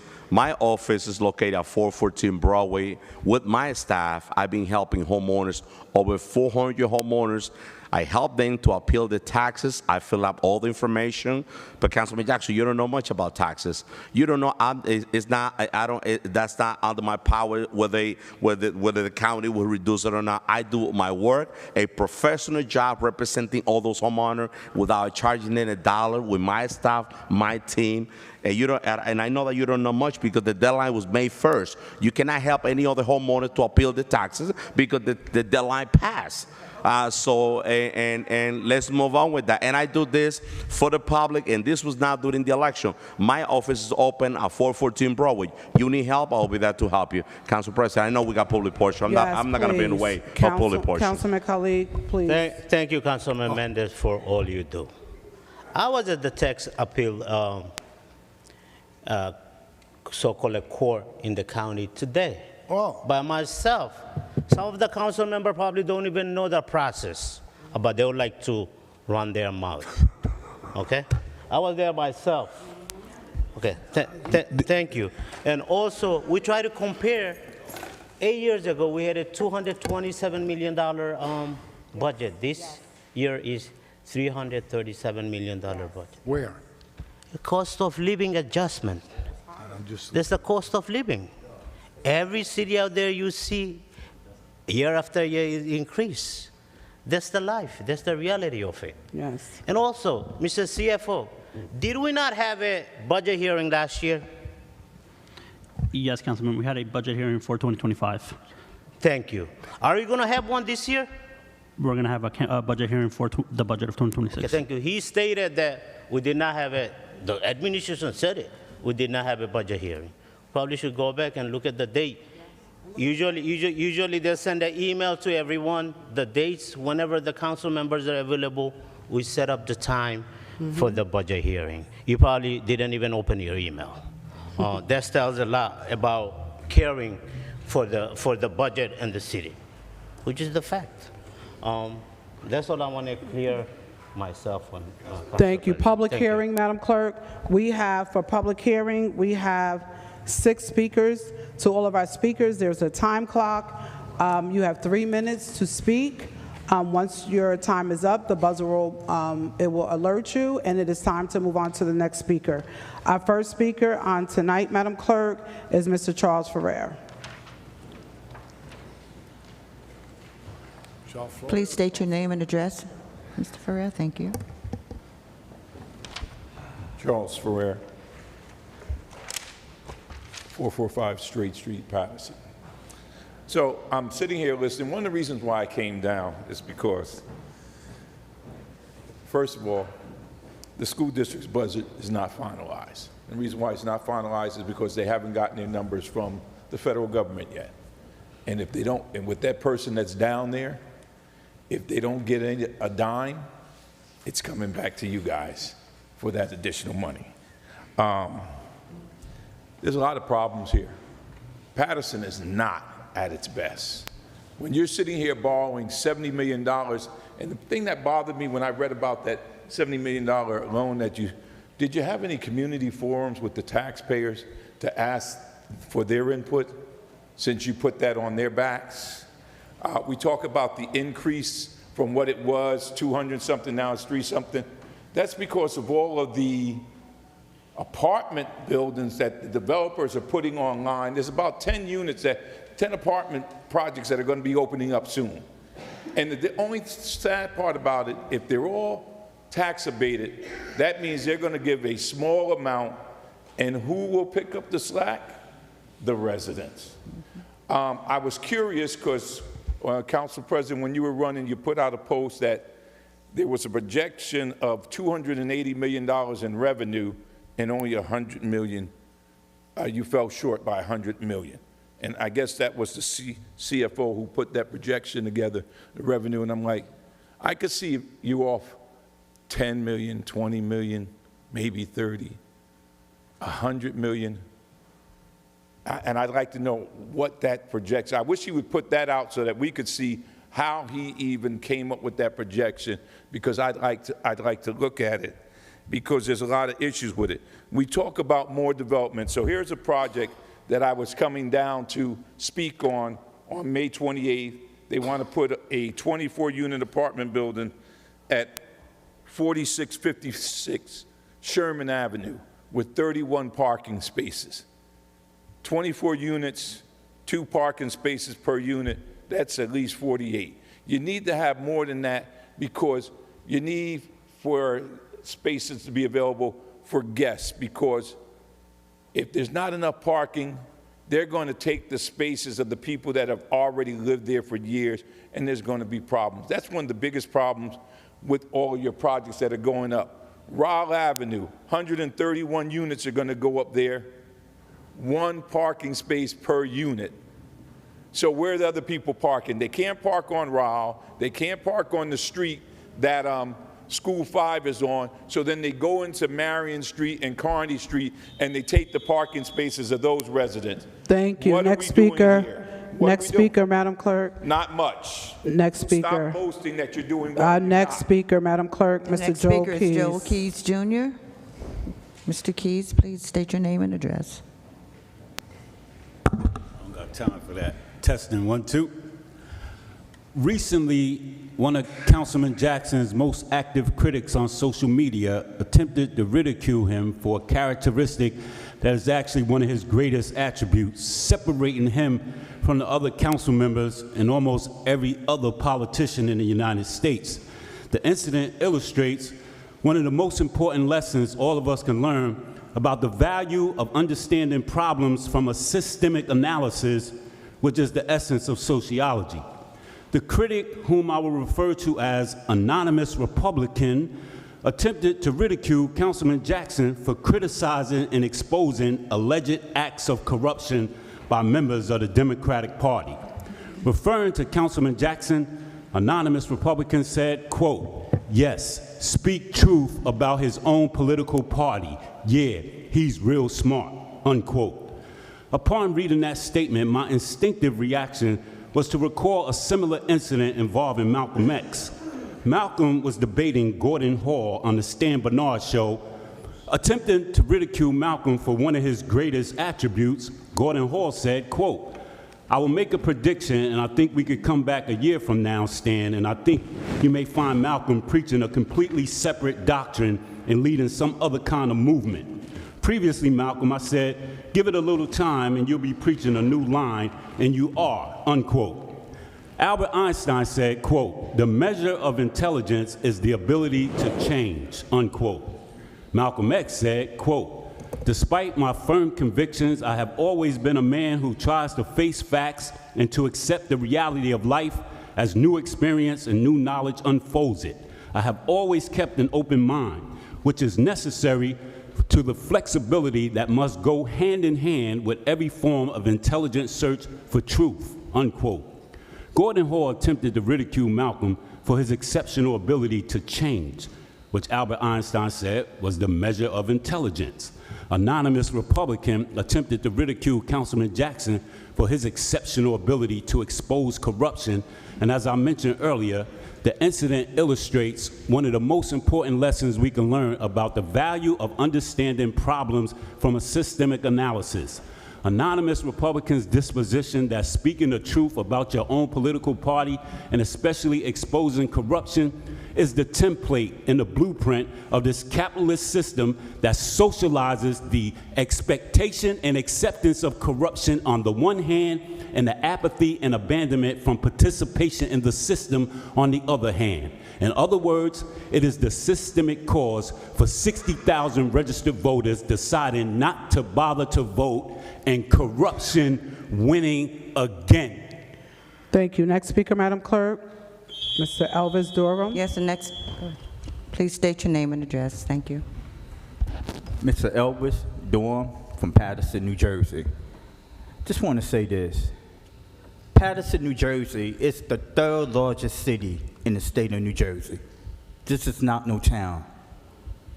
I come here, wow, God knows what, over 20-something years at the council meeting to hear this. Grow up.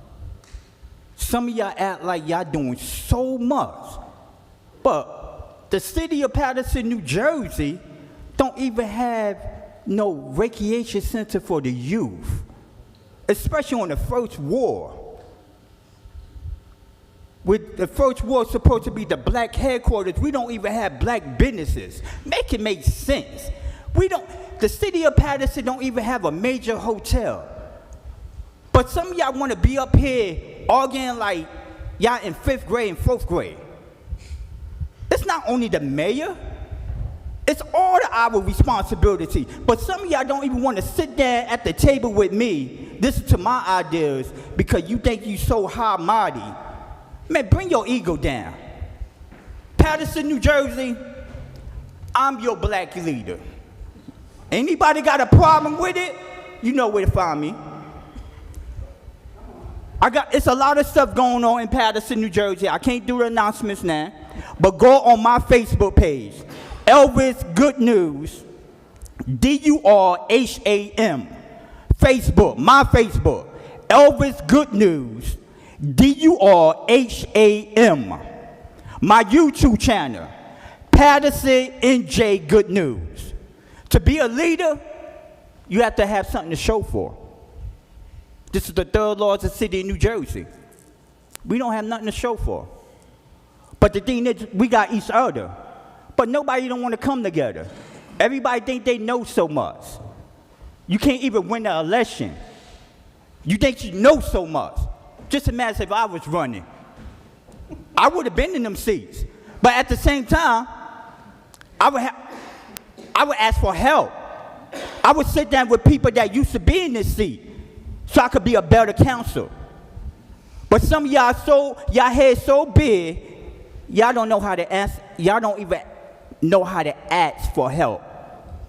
So pitiful. I pray for my city. I believe God see everything, and God about to clean up. God bless y'all. Next speaker, Madam Clerk. Yes, next speaker is Eddie Olivares. Please state your name and address. Thank you. Eddie Olivares, Paterson, New Jersey. A lot to unpack tonight. Before I came up, I read an article that if the Ms. Davila, Mims, and the mayor had an ounce of shame in their bodies, they would be embarrassed. Read that article. See what it says about you. It's an embarrassment. Now, You're an embarrassment Mr. Jackson, as well. you complain a lot. I'm not liking it. I am going to kind of piggyback on the BA statement that let's talk about optimism. Man, you haven't been paying attention. When you came here, I don't know if you noticed, but you did not encounter one homeless person, not one addict. You encountered nothing. It's just that you're not paying attention. The city is at its best. This is an article that says, quote, Paterson is on the national stage. Ooh, get a load of that. Honored to be the first mayor in our city's history to present a new social empowerment program at the United States Conference of Mayors. Our Real Fix initiative has helped 834 people. You're just not paying attention, man. We don't have anything on the streets. There are no more homeless. There's nothing. There's nothing. It's just that you're not paying attention. Alex said that the owners will suffer with the tax increases, but he's not looking at it the right way either. You see, a lot of people will lose their houses with the increase, but it's going to be a field day for the investors. And Mr. Jackson, I think you're jealous because you're not going to get $1 from the big investors here in the city of Paterson. But you see Luis Velez, he's going to get all the money he needs in next campaign, 2028. Omar is going to get all the money he needs. Alex, if he plays his cards right and he gets back in line, he will get some money too. Kalik, on top of that, he's got the school board. That will help him. And Cotton will get all the money she needs. So it's just that you need to look at it from other people's perspective. And Kalik also said that we're not doing anything different. So this is why, imbecile, we're not getting better. Because we're not doing anything different. That's why it does not get better. Our city is broken and it's not getting better. And you don't understand that until you do something different, it will not improve. And we celebrate that, you won. Yeah, you did. But there's zero hope that you will do anything for the city. And the people said no to you. Thank you. Next speaker, Madam Clerk. The next speaker is Mark. Thank you. Please state your full name and address. Thank you.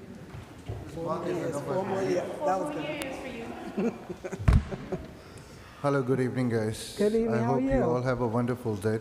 And so today, actually, there's so many things to talk, discuss, but I don't understand from where I start. So let me start with my favorite part with the City of Council and the issue with me with the tobacco license.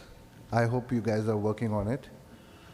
And other things, I realized when the public portion started, a lot of councilmen, some of them they just vacate their seats, they get out of the room, I don't know, for restroom use or something.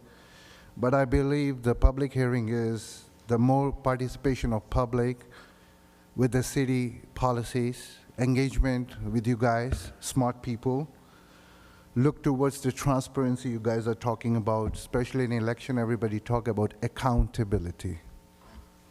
This thing, trust me, 3 years and you guys running behind, I think, 3 years of your auditing issue.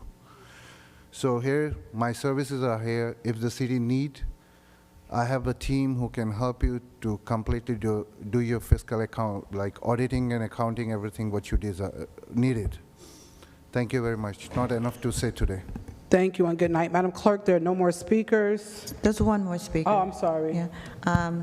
Dr. H.H. Oh, I'm so sorry, Doctor.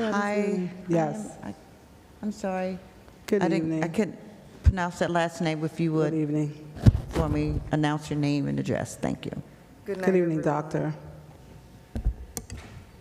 There was a debacle at the polls this last mayoral election, with some supporters inside the required perimeter shoving flyers in cars and the faces of voters.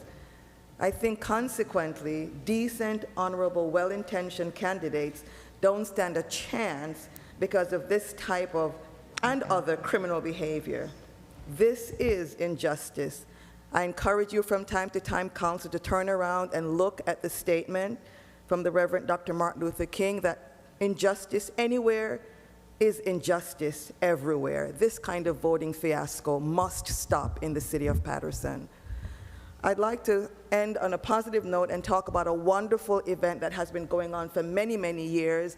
I remember years ago, Council President, I am the one who sold you as a volunteer the Ultra back top that you purchased.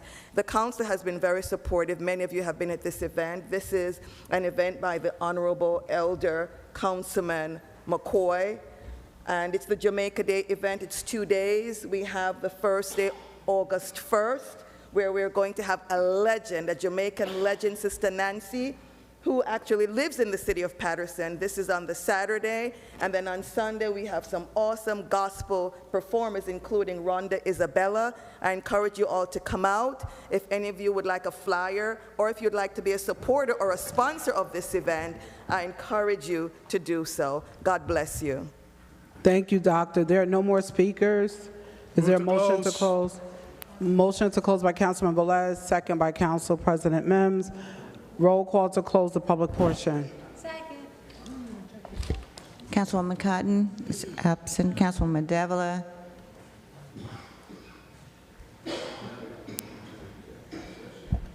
Thank you so much. I know that we're closing the public portion. Thank you for everyone that came and spoke today.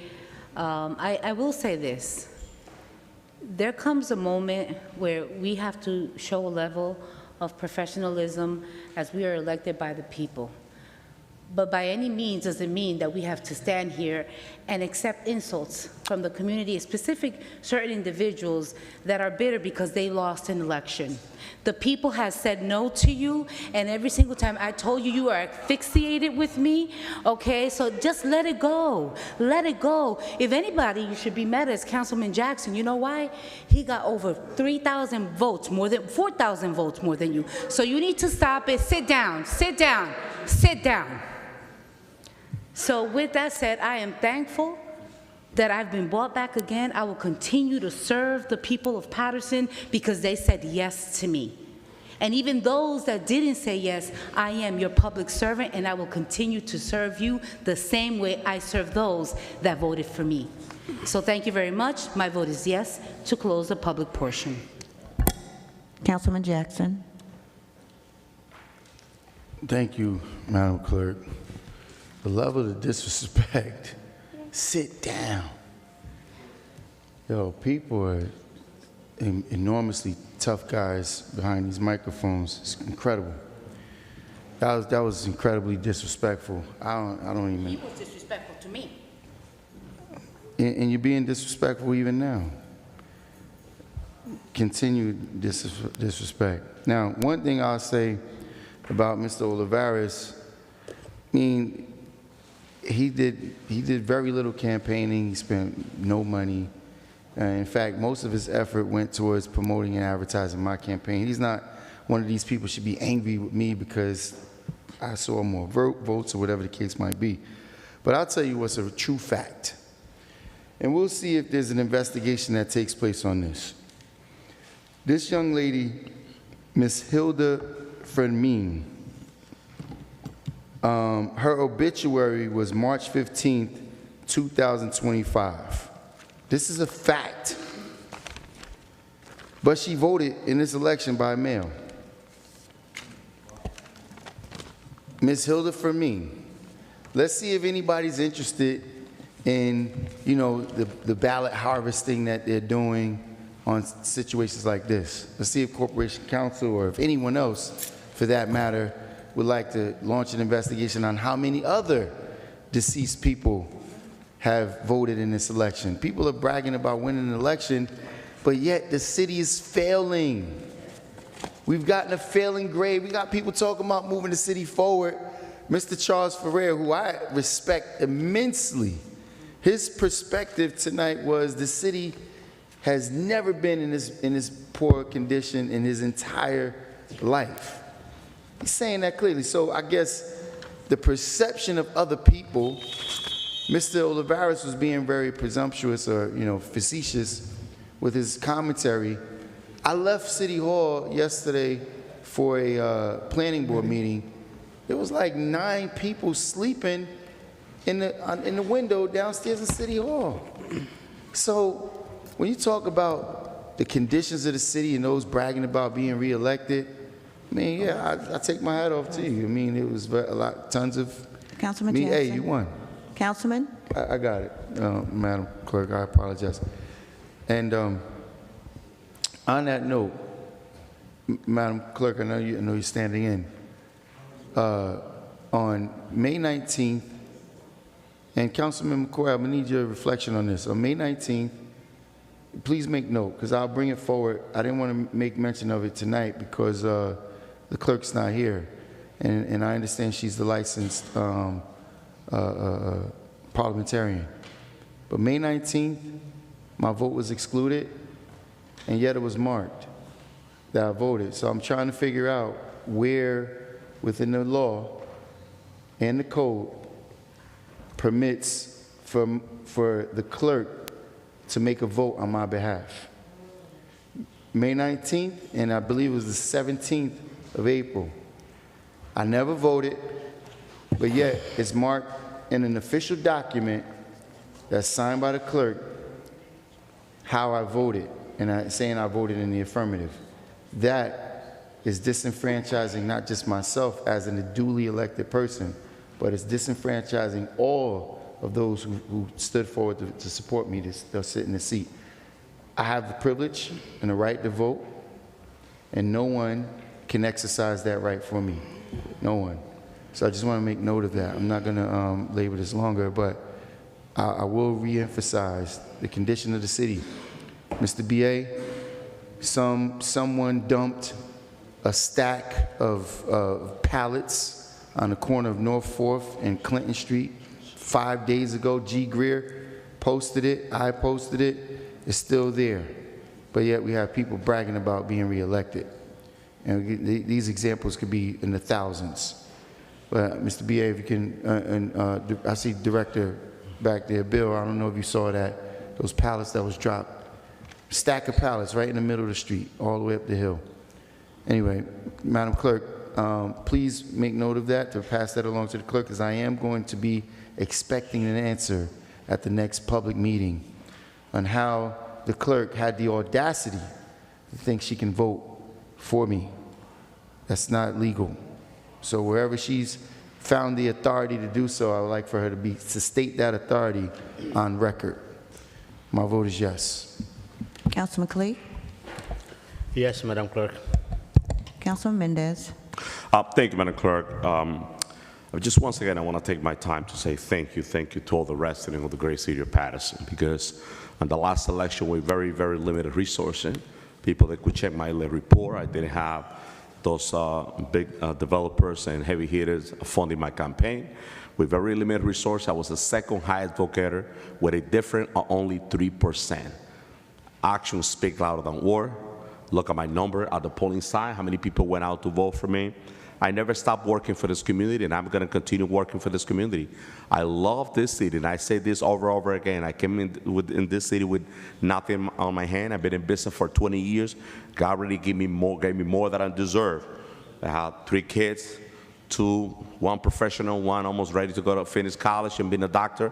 And my youngest, his graduation is this June, and he's going to the Marine of this country. So I love this city, and I'm going to continue fighting for the city. During the election time, we helped over 400 people appealing their taxes at $0 without charging them $1 with my team, my staff. And if Councilman Jackson questioning me, he should ask his supporter. His supporter came to my office, and I helped him to appeal their taxes. I didn't turn nobody back. People from the first ward, second, third, everybody was welcome because it's not politics. And my office is still open for people that need help. I'm always say actions speak louder than words. It's easy to come here and use this time to attack people. I'm all about result, and I'm all about working hard. Those that knows me, they know that when they call me, I'm there. And people know my cell phone number, 973-930-1436. And this is only the beginning. Election is over. I'm back on track, ready to work and ready to keep fighting, full of energy. So we're going through a very difficult time financially in this city. And then when I mentioned, when I was talking about the temporary appropriation, Mr. VA, he agreed with me that many municipalities, they go through 1 temporary appropriation, but every year we're going to 5 and 6 temporary appropriation, and we wait until the last inning to approve the budget. So we continue making the same mistake. Now, with the transitional aid, every municipality receives transitional aid from the state. Those that receive it, the state give them X amount of money, but it's their responsibility to increase the revenue. Now we're asking the state every year for more and more money, from 22 to 25, from 35 to 30, to 32, 35, now $78 million. What's going to happen with this municipality? What I'm talking about, I'll close soon, Madam Clerk. What I'm talking about, budget hearing, having conversation. Listen, I'm not making that recommendation to go back and forth with administration to fight. It's because I pay a lot of taxes in this city on multiple property. I feel in the pain like everybody else, and it's unacceptable. We got to do better, and we're going to have to take those tough decisions to get the city back on track, Mr. VA. But the conversation needs to start now. We cannot do the same thing we do every year, waiting until the last inning when they will have no more choice to hit the homeowners with increases. Councilman. So we got to do better. Paterson, once again, thank you. And we're back on track, Paterson. We're here to work. My vote is yes, Madam Clerk. Councilman Omar is absent. Councilman Udine. Thank you, Madam Clerk. Good evening, Paterson. Thank you. Those are here. So before I vote for public portion, I'd like to thank every single resident, those who believed in me and allowed me to serve you for 4 years, last 4 years. This is one of my last meetings, I would say. By the end of this month, I have to step down. But my term might be ended, but my service, my commitment and dedication to Paterson is not. I'm here to serve you. I'll stay engaged and keep on fighting for Paterson. With that being said, I again said every time you come here, council meeting, I truly like the fact that when people come here, whether they comment in our favor or not, and I particularly talking about myself, that I appreciated that because it shaped and it made, gave me the idea that how I should make the decision and what is right and wrong for the people of the city of Paterson. And I love to see that people are more engaged to our decisions. And I congratulate my re-elected council colleagues and the newly elected Paul Alford. And I pray for all of you that that you serve the city for another 4 years with a dedication, keeping the people in mind. And with that being said, my vote is yes to close the public portion. Councilman Velez. Thank you, Madam Clerk. Let me show you the power of Paterson. So we have 4 candidates for mayor, 1 winner. 16 candidates are large, 3 winners. The power is, if all the remaining candidates unite and they love Paterson and all those plans that they put on forward in the platform, they bring it together and work with this administration, we're going to be a great city. Yes. But if we're going to be campaigning all 4 years into the next one, we're not going to get nothing done. That's good. We're not going to get nothing done. So if everybody want to know the power of Paterson politics is to put everything behind what happened in the election season and stand together, fight what is right, question what is right, but bring idea and solution what is right for the resident of Paterson. That's power on Paterson. Last but not least, I want to congratulate the National Hispanics Club and the Eastside High School. They brought to Paterson 36 medals in the competition of the National Hispanics Examination. Eastside High School bring home 36 medals between gold, silver, and bronze. And today, I honor them today, this morning, here at the Chambers, and they gave me this token of appreciation because of our past 12 years before being councilman. I'm being always supporting them and being there for them. And if any other school need my support, remember I got 12 schools in the 5th Ward, 5 charter schools. I have more residents that are tenants and a more high-rise building. I'm the heart of Paterson. I'm here to serve whoever wins and whoever didn't win. We need to move the city forward, leaving our egos and agenda on the side. Thank you, Madam Clerk. My vote is yes. Councilwoman Cotton, sorry. Thank you, Madam Clerk. I just want to say that, I was sorry I had to go out for a minute, but there's a lot of different events that's going to be going on this weekend. One of them is going to be We're Orange. That's to like stop the violence or try to curb the violence that's here in the city. And I always said that we need to, I remember volunteering all the time for the schools and volunteering and helping out. And we always say adopt kids, but I think that we need to adopt families, because kids come from families.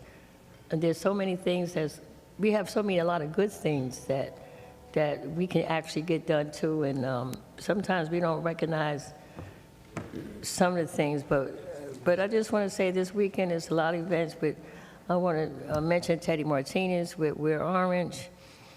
His program is going to be at Eastside Park. Also, you've got Paterson Healing, which is going to be going around throughout the city for different events. So if you can join in at any of those events, it would be helpful. I want to just put out there, I always want to be positive because we need to stay positive. We can't be negative. We got to be on the uplift, and when people see you kind of uplift, it helps them to get uplift. But there's a young lady, and I just want to mention it. My daughter's a softball coach for Kennedy High School, head coach, first female, first black, head coach softball, Kennedy High School. She has a picture now. She doesn't have a winning season, but she has a picture that's #1 in the county with strikeouts. And we never hear about some of the good stuff that's going on with our children and different activities that they're involved in. And I always say, let's do our best. I always promote going to games. I always promote, when you go to a game, bring a cooler. Bring a cooler, put some Gatorade in it. Bring a cooler, put some chips in it. Bring a cooler, put something in it, because our children needs that. And you don't have to be, I always say, your child, I did not birth you, but you're still my children. You're still my child. I'm going to still look out for you. I'm going to still help you as much as I can. Councilman Velez and I was together at Eastside High School for many years together with our kids, but there's so many good things going on, and let's just look for the good stuff. I always on my Facebook page put all the different events that's happening throughout the city, all different programs that are doing, all organizations that are doing things that's going to help our children. I always say that my husband was part of Project 2000 back in the 80s, where they followed children from kindergarten through 8th grade. And I look at those kids now, and they're lawyers and they're doctors. So if we're gonna make an impact, we got to make sure that we get in there and help guide kids or help families to figure out which way, how they need to go. Thank you. But that being said, Madam Clerk, you know, Thank you, you got Councilwoman. to stay on the uplift because this world is something else now that's happening to this.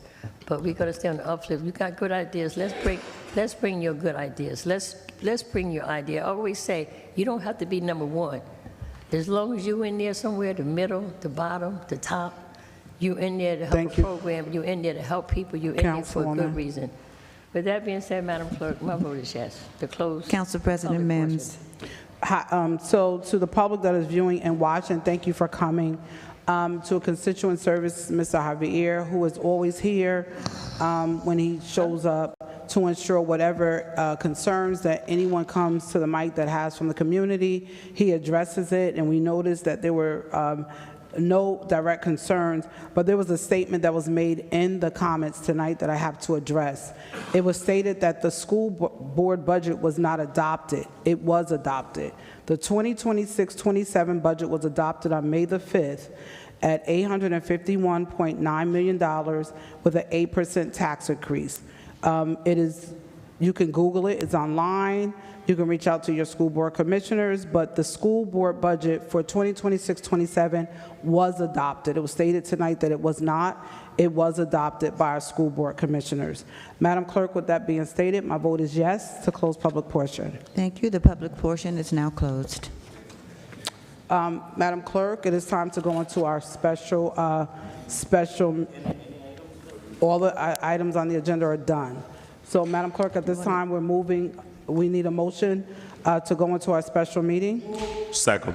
We have a motion by Councilman Velez, second by Councilman Mendez and Councilman Omar. Roll call to go into our special meeting. Councilwoman Cotton?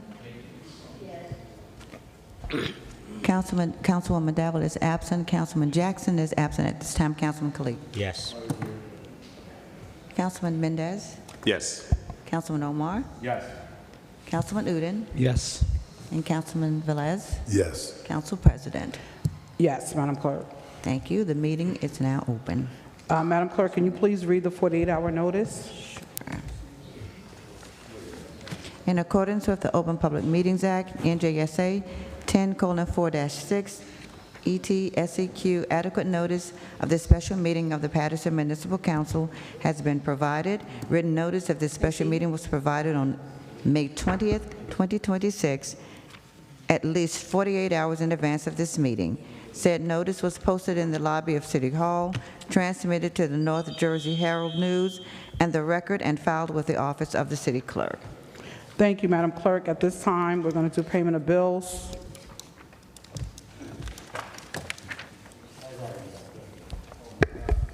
Thank you, Council President. Summary of disbursement for today. Total payments of bill is $14,402,676.67. Out of it, about $6.7 million payment to Board of Education. We had a payroll of $5.8 million, a little over $5.8 million. Also, there was a payment of solid waste, garbage disposal as well. I recommend we move the payment of bill. Second by Councilman Velez. Councilman Omar, roll call on payment of bills, Madam Clerk. Roll call, Councilwoman Cotton. Councilwoman Davel is absent. Councilman Jackson is absent. Councilman Jackson said no. Thank you.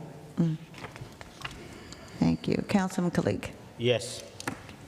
Councilman Mendez. Yes, Madam Clerk. Thank you. Councilman Omar. Yes, Madam Clerk. Councilman Udine. Yes. Councilman Velez. Yes, Madam Clerk. Council President. Yes, Madam Clerk. Thank you. Payment of bills is hereby adopted. Item number 2, Madam Clerk. Okay. Number 2, 1 second. Yes. Item number 2, resolution under Paterson Code, Chapter 129, Bazaars, addressing a license for Making a Difference with the Friends of Bill McCoy Foundation, Inc., to conduct a festival finance, resolution number 26:257. So moved. Moved by Council President Mims and Councilman Velez, second by Councilman Omar, was that Omar? Yes. Roll call on item number 2, Madam Clerk. Councilwoman Cotton? Councilwoman Davila, who's absent. Councilman Jackson? This is, Councilman Kalik? Yes. Councilman, this is a William McCoy. Councilman Mendez? Councilman Mendez? Yes, You're Madam. next, you're next to Councilman Velez, please. vote is yes, Councilman Madam Clerk. Mendez. Councilman Omar? My vote is yes, Madam Clerk. Councilman Udine? Yes, Madam Clerk. Thank you. Councilman Mims? Council President Mims? Councilman Velez voted? I'm sorry. You just voted, right? No. Well, Councilman Velez? I just Your want to vote? say that this is the first time I see a councilman saying no to next to the applicant. And my vote is yes. Thank you. Item number 2 passes. I want to change my vote. I'm sorry. I'm sorry. Councilman Jackson changed his Thank vote you. to yes. Thank you. Okay, did I call My you, vote is Council yes, President? Madam Thank you so much. Item number 2 is adopted. Thank you. Item number 3, Madam Clerk. Item number 3 is a resolution under Paterson Code, Chapter 129 Bazaars, addressing a license for Paterson Juneteenth Foundation to conduct a festival. Finance Resolution number 26, So moved. colon Second. 258. So moved by Council President Mims and Cotton, second by Mendez, Velez, Udine, and Omar. Roll call on item number 2, Madam Clerk. Item 3. Item 3, Councilwoman Cotton. Thank you. Councilwoman Davila is absent, and Councilman Jackson. Thank you. Councilman Kalik? Yes. Councilman Mendez? Yes. Councilman Omar? Yes. Councilman Udine? Yes. Councilman Velez? Yes. Council President Mims? Yes, Madam Clerk. Thank you. Item number 3 is adopted.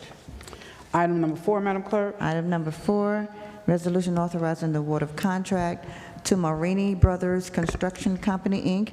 for resurfacing and improvements of Church Street, Clinton Street, and West Side Park sidewalks, bid number 2618, for an amount not to exceed $604,045.30 for the Engineering Division of the Department of Public Works. Public Works Resolution number 26:259. So Moved by moved. Councilman Kalik, Second. second by Councilman Second. Velez, Mendez, and Discussion. Udine. Right before the discussion, Clinton Street is from North 2nd to North 7th Street. Discussion, Councilman Velez. I agreed on that, but in the workshop, Director is here? Yeah, Director. Director, did they fix the,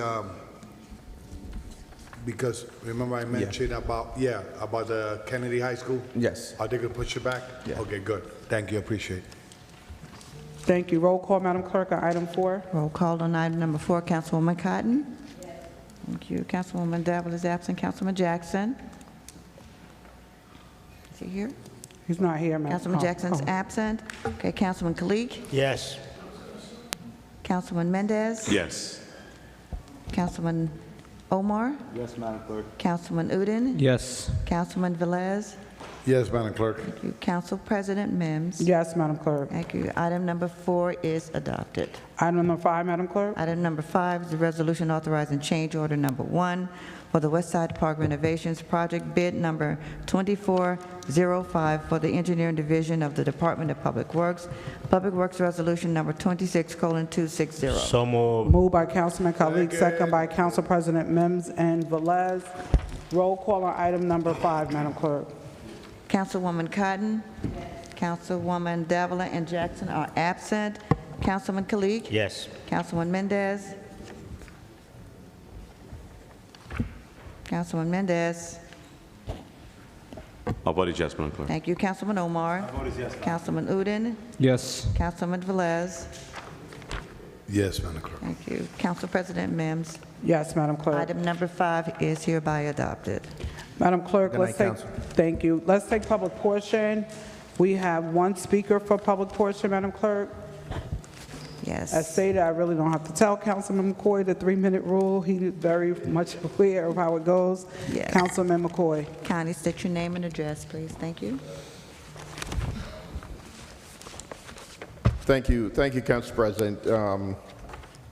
Let me say a very special thanks to each of you for your support tonight in our 10th session of the Jamaica Day and Gospel Fest in Eastside Park. It's a beautiful event, free of charge to the public. We're still entertaining vendors of all sorts to provide food on the day. It's a 2-day event. We have a legendary reggae artist that's a resident of the city of Paterson, Sister Nancy. She sings the song Bam Bam. All of the Jay-Z and other folks have sampled her records. She was from the beginning, didn't really make a lot of money over her stuff, but she's doing that now. Was named Gold in United Kingdom and is all over. She'll be here with Lady G and another special artist that will be announced shortly. You're going to be very excited. So we ask you to mark your calendars for the 1st and the 2nd and to be there. Rhoda Isabella is a beautiful young lady coming from the island of Jamaica. She'll be flying in specially for our event on Sunday and will be giving us a marvelous presentation along with some of our regulars, Ms. McFarlane and others that will be performing. So we look forward to everybody coming out. We ask everybody to come in peace, in love.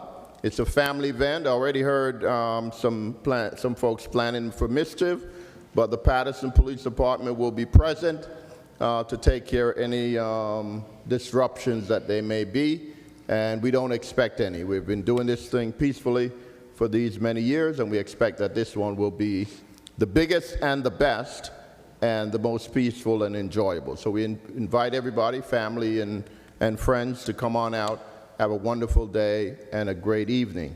So we want to thank you again, council members, and welcome back to those of us that were reelected. Councilman Udin, we appreciate your service and your commitment. We ask you to continue to be engaged as we work to improve our city. So thank you very much, everybody, and we look forward to seeing you. Congratulations to the winners. My wife is reminding me, and we look forward, as always, to see you on the 1st and the 2nd. God bless you and be well. Thank you. There are no more speakers. Can I have a motion to close? Motion to close. Motion to close by Councilman Mendez, second by Councilman Khalid. Roll call to close the public portion in our special meeting. Roll call, Madam Clerk. Yes, Councilwoman Cotton. Yes. Councilwoman Davila, Councilman Jackson. Yes. Thank you. Councilman Kalik. Yes. Councilman Mendez. Yes. Councilman Omar. Yes. Councilman Udin. Yes. Councilman Velez. Okay. So before I close, I received a text that some people telling me why I take off my shade and put it back. As everybody knows, I went through eye surgery. Still, the light is so sensitive to my eyes, so that's why I'm going back and forth. So I apologize. I know I don't want to be cool. God bless Paterson. My vote is yes. Council President Mintz. Thank you, Councilman McCoy. As always, you know that we're always there. If I am not on vacation, I will definitely be there. If not, I will definitely have representation. Madam Clerk, my vote is yes to close the public portion. Thank you. The public portion is hereby closed. Thank you. Madam Clerk, can you please read into the record resolution items 6 through 10 to enter into executive session? Yes. Can I have a motion to enter into executive session? So moved. Second. Okay. Moved by Councilman Mendez, second by Councilman Khalid. Can you read them into the record first, Madam Clerk? Yes. Item number 6 is a resolution authorizing an executive session to discuss pending litigation in the matter of David Gilmore versus City of Paterson Law, Resolution number 26261.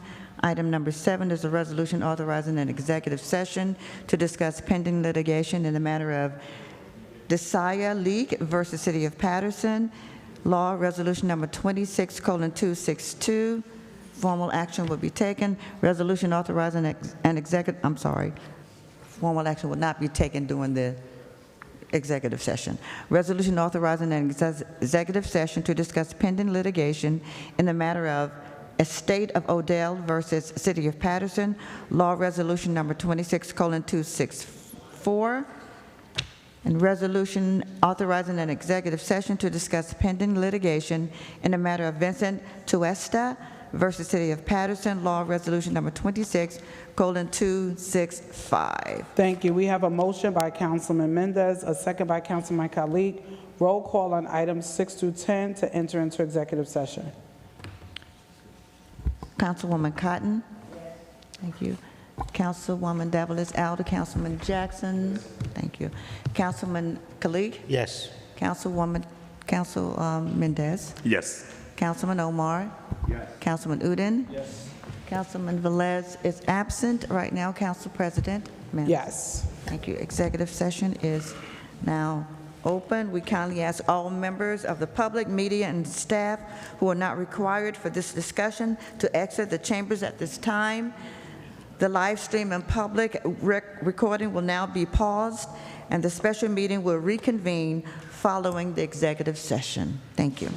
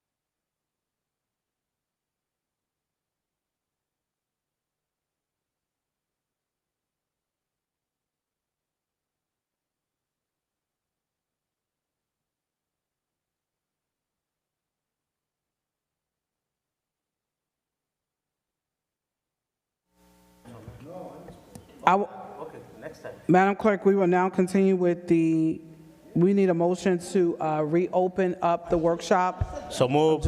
Moved by Councilman Kalik, second by Councilman Mendez and Omar. Madam Clerk, roll call. See if anybody seconds. All right, it was moved by Councilman Kalik and seconded by Councilman Omar? I seconded that. Okay. Amendment. Second by Mendez and I can only hear Councilman one Omar. voice at a time, I'm sorry. Roll call, Madam Clerk. I have to hear from her, I'm sorry. Roll call, Councilwoman Cotton? Okay. Councilwoman Dabble is out, Councilman Jackson. But what is this? We are re-entering the public session. For the special meeting. Okay, Councilman Mendez, Yes, Madam Clerk. Councilman Omar, Yes, Madam Clerk. Councilman Udine is out, Councilman Velez, Yes, Madam Clerk. Council President Mims. Yes. Okay, the meeting is now reopened. We can call the public back in. Thank you, Madam Clerk. We will now continue with the remaining items on the agenda. Item number 11, Madam Clerk. Are they are they still out there, or No. they're not? Okay. They could come in. Yes. There's no one out there? Okay.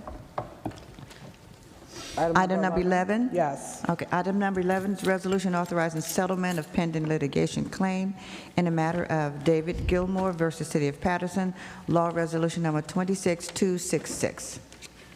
So move. Second. Moved by Councilman Velez, second by Councilman Omar. Roll call on item 11, Madam Clerk. Councilwoman Cotton? Councilwoman Dowell is out, and Councilman Jackson?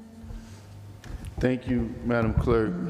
So to the public, this is an example of how political retaliation costs the public money and a great deal of money too, a little shy of $1 million. But Madam Clerk, my vote is yes. Councilman Kalik? Yes. Councilman Mendez? Thank you, Madam Clerk. You know, one of the most difficult vote that I have to put on the floor is when we voting on settlement, things that we never created, things that could be avoided if we stop what has been going on in the city of Paterson for years about this political retaliation and so on and so forth. It's really sad that the first settlement is $700,000. So in total, we're going to do a settlement of $1.1 million. But let me set the record straight. Just because we're voting on this, because we get the recommendation of the lawyer, the legal team, that recommend us to do the settlement after they fight, we have nothing to do with this, and it's really sad. My vote is yes, Madam Clerk. Thank you. Councilman Omar? My vote is yes, Madam Clerk. Thank you. Councilman Udine is out. Councilman Velez? Councilman Velez? The only thing I gotta say is that we cannot throw rocks when you have a glass house. So if this is fair, it's fair. If it's not unfair, it's not unfair. One thing I gotta say that we gotta put this behind with this settlement, and we had to move forward. This is a lesson for everyone, for this side, the council, a lesson for the administration, and a lesson to everyone that comes to the podium and everybody out there. It will set an example, no matter who started or who ended it. The taxpayers, well, not the taxpayer, in this case, we got insurance on it, had to fulfill the situation. Thank you for your service, Mr. Gilmore. My vote is yes. Council President Mims? Yes. Thank you. Item number 11 passes. Item number 12, Madam Clerk. Number 12 is a resolution authorizing settlement of pending litigation claim in the matter of Desire Leak versus City of Paterson, law resolution number 26:267. Moved by Council President Mims. Second. Second by Councilman Kalik. Roll call on item 12, Madam Clerk. Councilwoman Cotton? Councilwoman Dowell is absent. Councilman Jackson? Yes. Councilman Kalik? Yes. Councilman Mendez? Yes. Councilman Omar? Councilman Uden is out. Councilman Velez? Yes. Council President Mims? Yes. Thank you. Item number 12 is adopted. Item number 13, Madam Clerk. Resolution authorizing settlement of pending litigation claim in the matter of Stephen Crampton versus City of Paterson, Law Resolution Number 26:268. Yes, Moved by Councilman Velez, second by Council President Mims. Roll call on item 13, Madam Clerk. Councilwoman Cotton? Councilwoman Devil is out. Councilman Jackson? No. Councilman Kalik? Yes. Councilman Mendez? Yes. Councilman Omar? Yes. Councilman Uden? I'm sorry, he's out. Councilman Velez? Yes. Council President Mims? Yes. Thank you. Item number 13 passes. Item 14. Item number 14, resolution authorizing settlement of pending litigation claim in the matter of Estate of Odell versus City of Paterson, Law Resolution Number 26:269. Moved by Councilman Velez, second by Second. Councilman Kalik. Roll call on item 14, Madam Clerk. Councilwoman Cotton? Councilwoman Dowell is out. Councilman Jackson? Sorry, Madam Clerk, which item is this? 14. 14. Who's the title? Odell versus City of Paterson. Estate of Odell. The state of, the estate? Estate. Yes. Correct. So just to the public, just to be clear, you know, I believe in fairness, I believe in integrity, and the fact that this gentleman, life was lost, and yeah, I understand there's an obligation for some to work favorably for the city to make sure that we can save the municipality as much money as possible. But when it comes to life, we have to value that a little bit more. And this is not the first time that I've made mention of these types of circumstances. I think that we could have done better by this family and by the estate of someone who lost his life. My vote is no, Madam Clerk. I'm sorry, your vote was? It was no. Okay, thank you. Councilman Kalik? Yes. Councilman Mendez? Yes, Madam Clerk. Councilman Omar? He's out, okay. Councilman Uden is out. Councilman Velez? In this case, first of all, I want to send my condolences to the family and also to the victims that went through this accident. It's not easy go to an accident like this type of accident. No matter what the compensation will be, it's not going to bring the individual back. So my vote is yes. Council President? My vote is yes, Madam Clerk. I'm sorry? You said yes? Yes. Thank you. Item number 14 is hereby adopted. Item number 15, Madam Clerk. 15, Councilwoman, resolution authorizing, yes. Madam Clerk, I have a question before you call the next item. Councilman Jackson. Is there now a practice of not calling the vote? She called it. She's been calling them. I did. No, she called the result. She didn't call the vote count. Like we've always, it's 8 in favor, 1 against, 4 yeas, 3 nays. I'm just asking for a point I of was just kind of clarity. following the procedure of the new clerk, so. Yes. Correct. If you'd like for me to. That's why I'm outlining it, because I noticed that that's the practice that's been taking place. So I'm curious before I do my research on whether or not what's required. I'm asking. Well, you're saying you're just following, so you weren't directed. No. Very good. Understood. Thank you. Item 15, Madam Clerk. Resolution authorizing settlement of pending litigation claim in the matter of Vincent Tuesta versus City of Paterson, Law Resolution Number 26:270. Moved by Councilman Velez, second by Mims. Roll call on item 15, Madam Clerk. Councilwoman Cotton? Councilwoman Dowell is out. Councilman Jackson?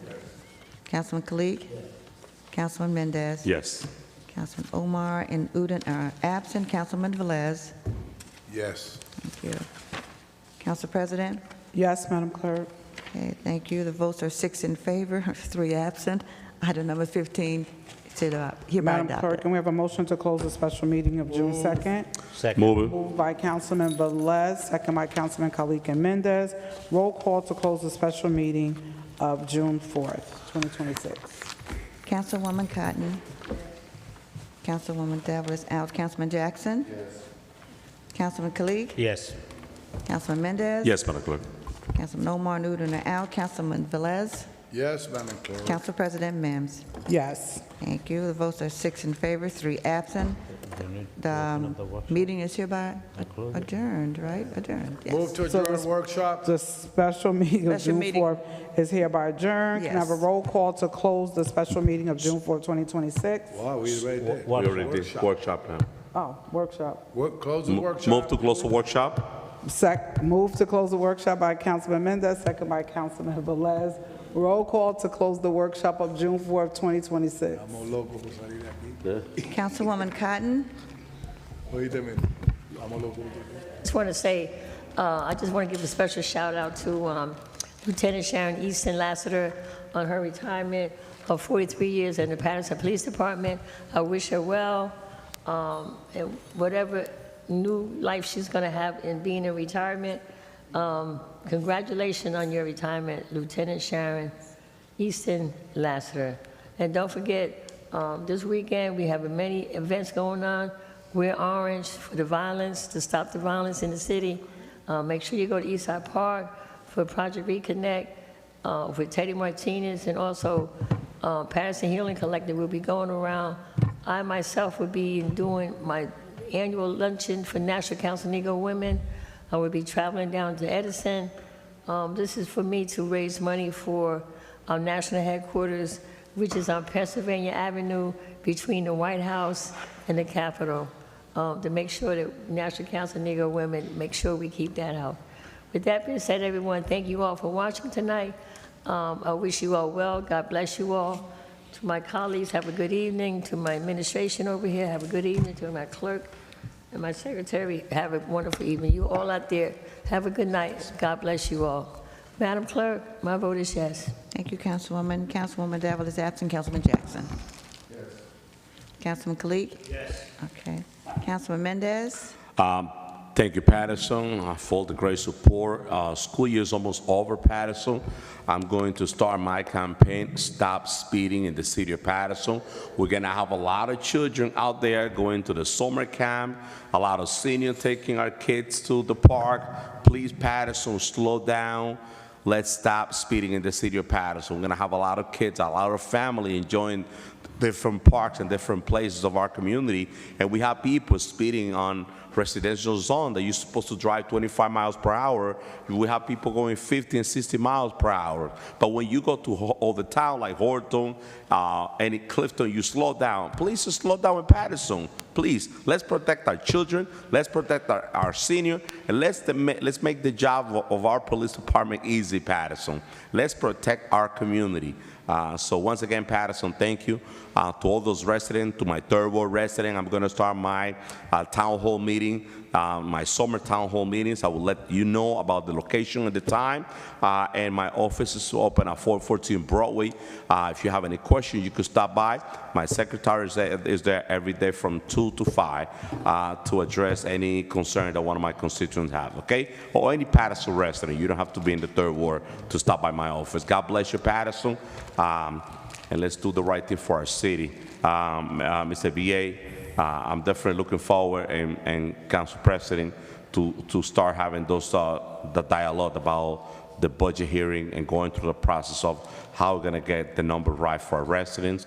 I'm extremely concerned about the increase in taxes that our homeowners are going to get. That's going to put a lot of people in our community at risk. It's going to put those residents that live in a fixed income in a very difficult position. With that being said, Madam Clerk, my vote is yes. Good night, Paterson. Thank you, Councilman. Councilman Omar and Uden are out. Councilman Velez.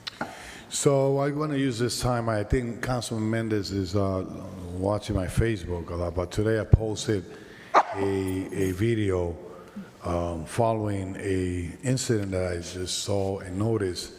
And resident Paterson, you know, since 2018 only, 2018, from 2018 from now to now, we had serious public safety concern with this dirt bikes,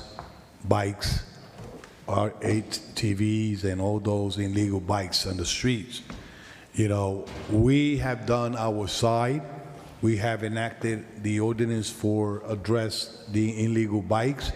We also address the dispensers of the selling the gasoline to those vehicles that are not registered or whatever.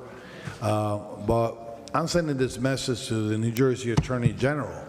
You know, please take off the handcuff from our police department. Every time we want to address the ATVs and the dirt bikes or whatever, the first thing they say, we cannot chase them. But I understand that. But at the same time, that order comes from the New Jersey Attorney General. So take the handcuff from our cops, let them do the job. We got laws in the books, and they will do it accordingly with the law because they are trained to do it the right way. If I would say back, they wasn't.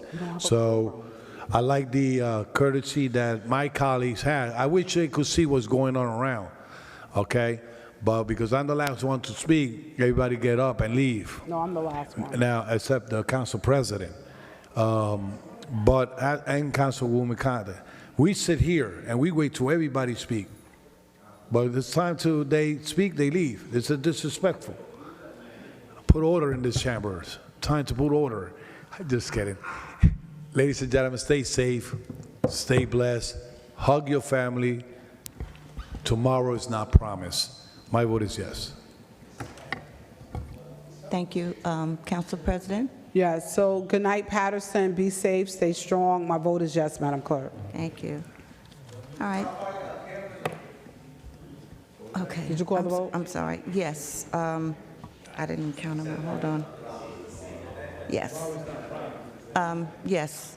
You called the vote? The workshop is hereby closed. Yes. Is hereby adjourned. Good night, Paterson. The regular Tuesday, right? June 9th, 7 o'clock p.m. Thank you and good night, Paterson.